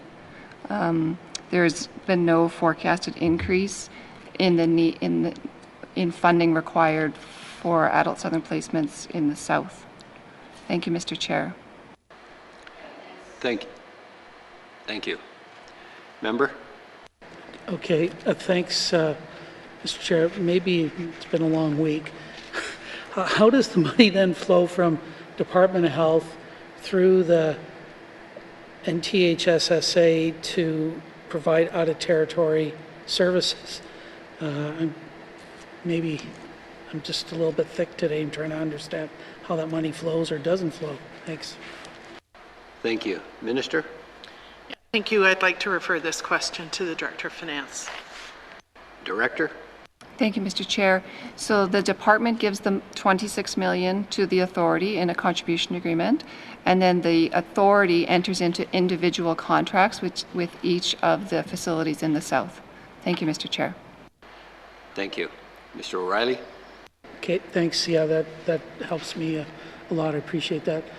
The contract services line, can someone explain to me what that is? Thanks, Mr. Chair. Thank you. Minister? Yeah, thank you, Mr. Chair. I'm not seeing that my page has any detail on it, so I'd like to refer the question to the Director of Finance. Thank you. Director? Thank you, Mr. Chair. So this is where the department enters into contracts directly for the for the Southern Placements for Children. So the authority currently administers the program for the adult Southern Placements, and the department does the children. Thank you, Mr. Chair. Mr. O'Reilly? Thanks, Mr. Chair. That's helpful to understand. So I see back in 2019-20 it was a little bit higher by $500,000, but then it's just constant amount. Do we sign I don't know, 2 or 3 or 5 year contracts or something, or how?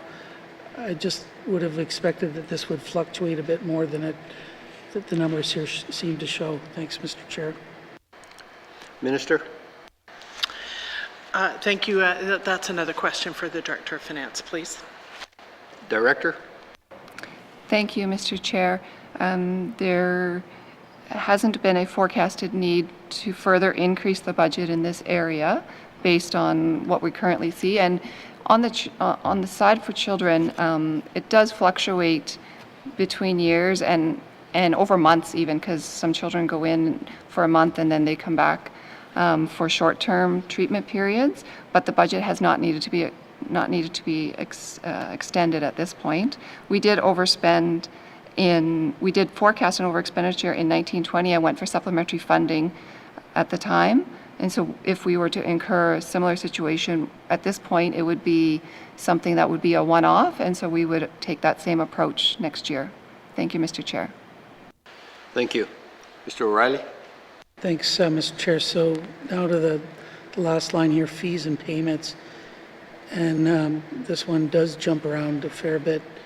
Back in 2019-20, it was $50 million, which is $10 million more than what's anticipated next year. So if I can get an explanation of what this covers and I'll start with that. Thanks, Mr. Chair.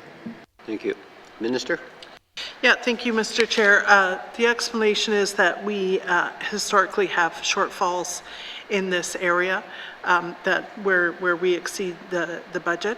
And in 2019-20, that shortfall was $11.8 million for hospital services and another $2.4 million for out of territories physician services. So that combined shortfall was addressed through a supplementary appropriation. But I don't see that that has been necessary in the current fiscal year, the one that's going to end next month. But I think that that further detail could be provided by the Director of Finance. Thank you. Director? Thank you. The $40 million there you see ties directly to the $40 million above for medical services. So this is fees and payments specifically for the services we pay to other jurisdictions, the invoices we receive for them for their service to us in hospitals and physician services. And correct, we've added $4 million to the budget for 21-22 based on our assessment of the forecasted use of those services next year. Thank you, Mr. Chair. Thank you. Mr. O'Reilly? Thanks. Yeah, that's really helpful to understand. So, I presume then that this section of the budget, there's nothing in here that really deals with aftercare. Is that correct? Thank you. Minister? Yeah, that is correct. Aftercare takes place in the N.W.T, and this is an out-of-territory segment. Mr. O'Reilly? Okay, thanks. So I know, I think it was yesterday, the minister mentioned that the Mental Wellness and Addictions Recovery Action Plan is expiring. The current one is expiring in a month or so, and that a new one has to be developed. And is the money for that program work, that's not found here? Is it found somewhere else in the budget? Thanks, Mr. Chair. Thank you. Minister? Yeah, thank you. Well, I I'm not going to get to the right page in time, but I'm going to say that it's within health and social programs, and I see the Deputy Minister is nodding. Thank you. Mr. O'Reilly? Thanks, Mr. Chair. So with that action plan, would we expect to see some changes moving forward with things like addictions treatment facilities, grants, contributions, transfers, that kind of thing, in future budgets with the new action plan? Thanks, Mr. Chair. Thank you. Minister? Yeah, thank you, Mr. Chair. Mr. Chair, I'm not sure that there is a new action plan coming. I think that the department is taking a different approach, as they are with cultural safety, of embedding the work right into the department rather than segregating it into an action plan. But the Deputy Minister would have more information on this point. Thank you. Thank you. Deputy Minister? Mr. Chair, so we of course have the mandate from this Assembly and have taken great effort to develop an action plan in relation to that mandate, which includes a cluster of indicators that we need to meet. So the mandate has been converted to internal action planning, and metrics is being driven into the work plans of staff, also embedded within our business plan, and it's something that we will be certainly reporting on every year and as needed by members in terms of our accountability for meeting the objectives we've laid out. Thank you. Thank you. Mr. O'Reilly? Okay, thanks. I think I got understood parts of that. So the survey work that's being done now, how is that going to feed into what this is going to look like in the future, this part of the budget? Thanks, Mr. Chair. Minister? Yeah, thank you. Is the member talking about the alcohol survey? Member? Thanks, Mr. Chair. Yeah, the survey that the minister talked about, I think even earlier today, that's online and you can pick up at the health centers, that kind of stuff. Thanks. Minister? Yeah, thank you, Mr. Chair. The survey is going to fulfill a couple of different purposes. One is that it's going to feed information into the alcohol strategy, which is being developed, which is the greatest driver of hospitalizations because of alcohol use. So there's that part of it. And then the other part of it has to do with evaluating how well our current treatment regime is working. And I'm anticipating that the department will take into account what is collected in the alcohol survey and apply it to planning going forward. I mean, that's really the point of having the survey. I don't know if I've captured everything that needs to be said, so I'll ask the Deputy Minister through you if he would like to add anything else. Thank you. Deputy Minister? Thank you. Just to say that this, the survey work is going to inform the work that we're doing on the alcohol strategy within the department, but also the whole of government approach that we're taking on that issue. Thank you. Thank you. Committee, our time is almost up. What is the wish of the committee?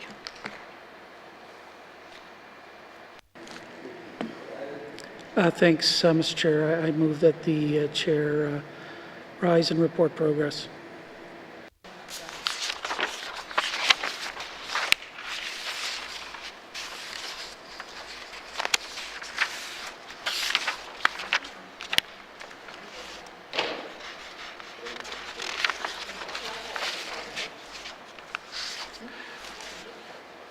Motion is in order. To the motion.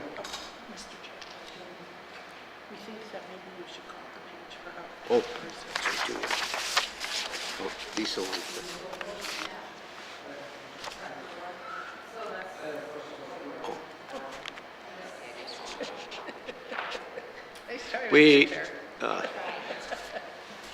I think we had a 2 o'clock hard stop, so.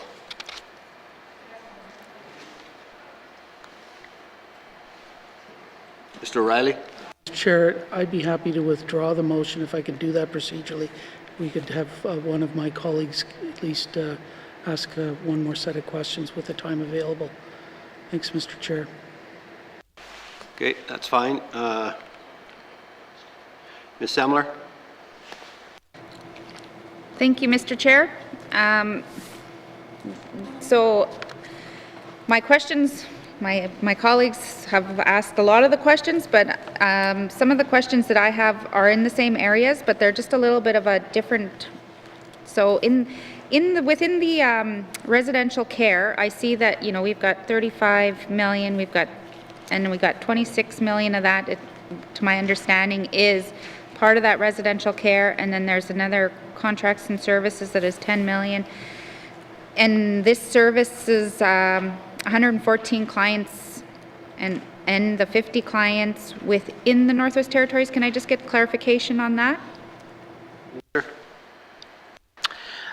Could the member please confirm that she's on page 190? On page 189.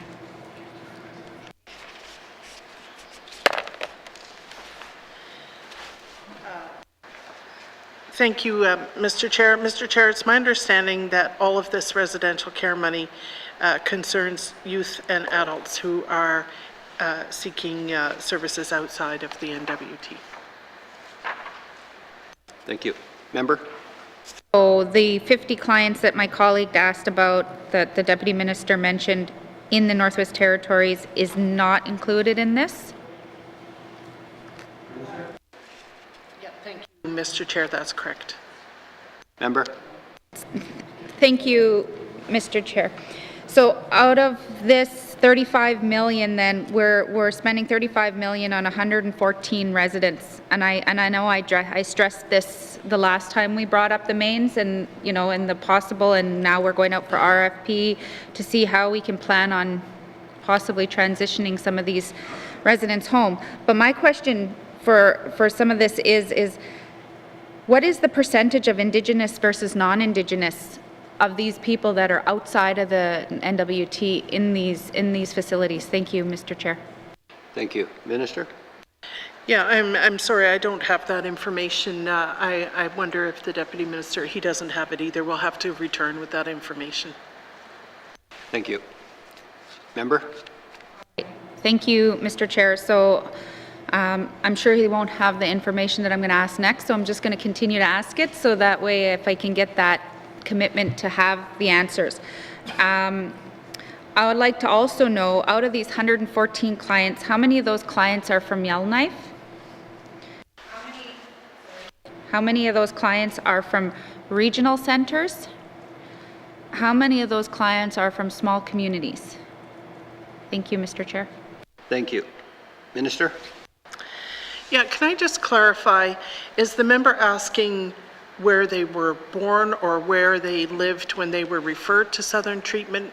What kind of a classification is she looking for here? At what point in their lives does she want them classified by location? Thank you, Mr. Chair. If we're paying for people to live outside of the N.W.T., then they must come from the N.W.T. somewhere. So they must have families, or they must resonate from either from the capital, the regional centers, or the small communities, and that's the percentage that I would like to have of all the residents that are outside the territory. Thank you. I'm not trying to be difficult, but I'm very familiar with the client group at the Inclusion N.W.T, and that client group includes a client I know is from Tuck, a client who is from Betchico. They have lived here for a big chunk of their lives because this is where the services are located. The services they need are not generally available outside of Yellowknife and the regional center, so that's why I'm asking. So if we took the client from Tuck, would that person be from Tuck because that's the origin of her family, or would she be from the would she be from Yellowknife because she's lived here most of her life? I don't find this a cut and dried area. Mr. Chair. That is, I know it's not cut and dry, but if there wasn't the issues with this person, you know, we can't say where they were going to live, but, you know, if I say that this person was born to a family, their family's still in Tuck, for instance, of this person, then that's kind of where I'm looking at, is I'm trying to find the, where are the people have come from the Northwest Territories, where's their roots, where's their families from? And so that's one of them. The other thing that I want to ask is, and the reason why I want to ask that is because we talk about, you know, we teach our children about equity and lately with all of the Indigenous, and you know, you got Jordan's principles for instance, to try and balance that inequity. So we have small communities, regional centers, and Yellowknife, and as the minister has stated, this person, you know, is in some of these clients, like they live in Yellowknife, or they lived in Yellowknife, and now they're outside of territory because they couldn't get the services in their community, they had to live here. So those are the reasons why I'm asking the question, is because if we're not providing these services in the small communities, so they either had to go to the regional center or Yellowknife, or, you know, and I feel like, you know, we talk about systemic racism, we talk about all these things, and, you know, we can't have services in every community, but I would like to know this breakup, and and I also would like to know from which regions, and like because I know in the past that there has been a summer student who did some research on this, and a large portion of these out of province people are from my region. And, you know, and so if, like I said, my region is higher, like with, you know, Inuvik, which is in the Beaufort Delta. I've got my colleague from N.W.T, it is very expensive to be there. And so we know that we get a little bit more money, but we still have lack of services and lack of facilities. So these are why I'm asking these questions. And so if I can get some kind of numbers and some kind of breakdown of regions and whether they're adult or youth. Thank you, Mr. Chair. Thank you. Minister? Yeah, thank you, Mr. Chair. We'll attempt to gather that information. Member? Yes, thank you, Mr. Chair. So the other concern that I've had, and it goes back to some of the facilities that we have outside. Are there multiple, or do we know, like, do we know how many different facilities that our N.W.T, like, residents are living outside the N.W.T that we are supporting, that falls under this residential care? Thank you, Mr. Chair. Minister? Yeah, we have that list and we can provide it. Member? Thank you. And I also have, in part of, you know, in my past work, working with, and then knowing that some of this information about the people that are outside the N.W.T are a large amount from my region, I've also found that the cost of these facilities have gone up significantly over the number of years. And I'm just wondering if that's accurate, and if we can get a confirmation of like an average of what we pay. You know, I know there's a numerous amount of different, that the people are living at different levels of care. So I'm just wondering if there is a breakdown of what these levels of care are and the cost that, on average cost that we pay per person out of territory annually or something like that. Thank you. Thank you. Minister? Yeah, thank you. I can see how that's going to be difficult to provide because there are a few dynamics. One is that youth have moved into adult care. Another is that some people are extremely high needs. They need one-on-one support 24 hours a day, and some of them are less intensive. So I just feel that averaging that wouldn't give you the full idea. Could we instead provide you with a range that the cost could be as low as this amount and as high as that amount, so that you can see that some clients are very expensive to maintain in the southern facilities. Thank you. Thank you. Member? No, I just kind of want to know how many, like that's I said, if we can get average of how many facilities and what the average cost is, that I'm just trying to look at like, and I know I mentioned this in the last budget session and that we did is when you break it down, the amount of we pay, and if there's a certain level of care, I know we would pay high amounts for one-on-one level of care, and depending whether they're child or adult, that specialty care. But it just sometimes in my region, I know a lot of the people that live here, and I also know a lot of the people that have been living out of the territory, and I know that the past minister has said, the previous minister, when we were going through this budget, had said that they don't want to come back, some of them. So they don't want to go back to their regions, and that's fine. But and so that's why I'm looking forward to the review, and so we can kind of get this moving. And it's a way to bring our people that do want to be at home, that our family members do want their family members close, and that we can continue. It will provide it'll increase our economy in some of our regions too. So, more of a comment. Thank you, Mr. Chair. Minister?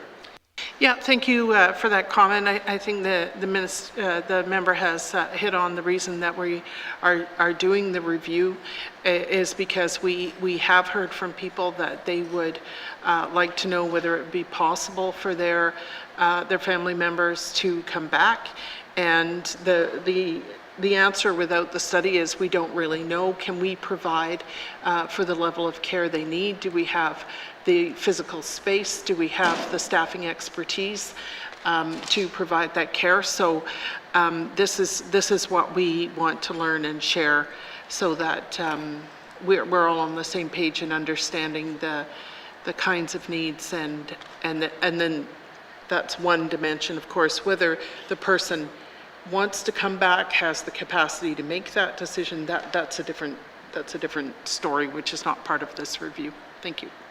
Thank you. Noting the clock, committee members, I will now rise and report progress. Thank you to the minister and to the witnesses. Sergeant Arms, please escort the witnesses from the chamber.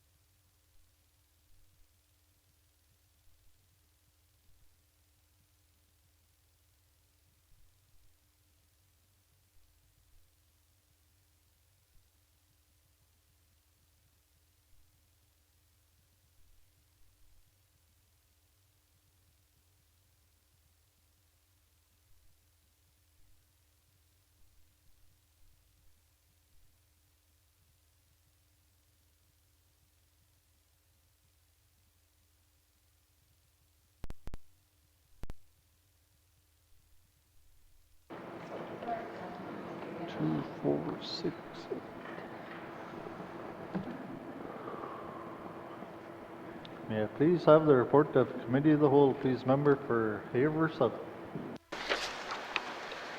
Thank you, Mr. Speaker. Mr. Speaker, your committee has been considering Bill 3, Committee Report 89-19, Bracket 2, Minister Statement 77-19, Bracket 2, Table Document 165, 166, 167, 286-19, Bracket 2, and would like to report progress. And Mr. Speaker, I move that the report of the Committee of the Whole be concurred with. Thank you. Thank you. Do we have a seconder? Member for Nuvik Twin Lakes.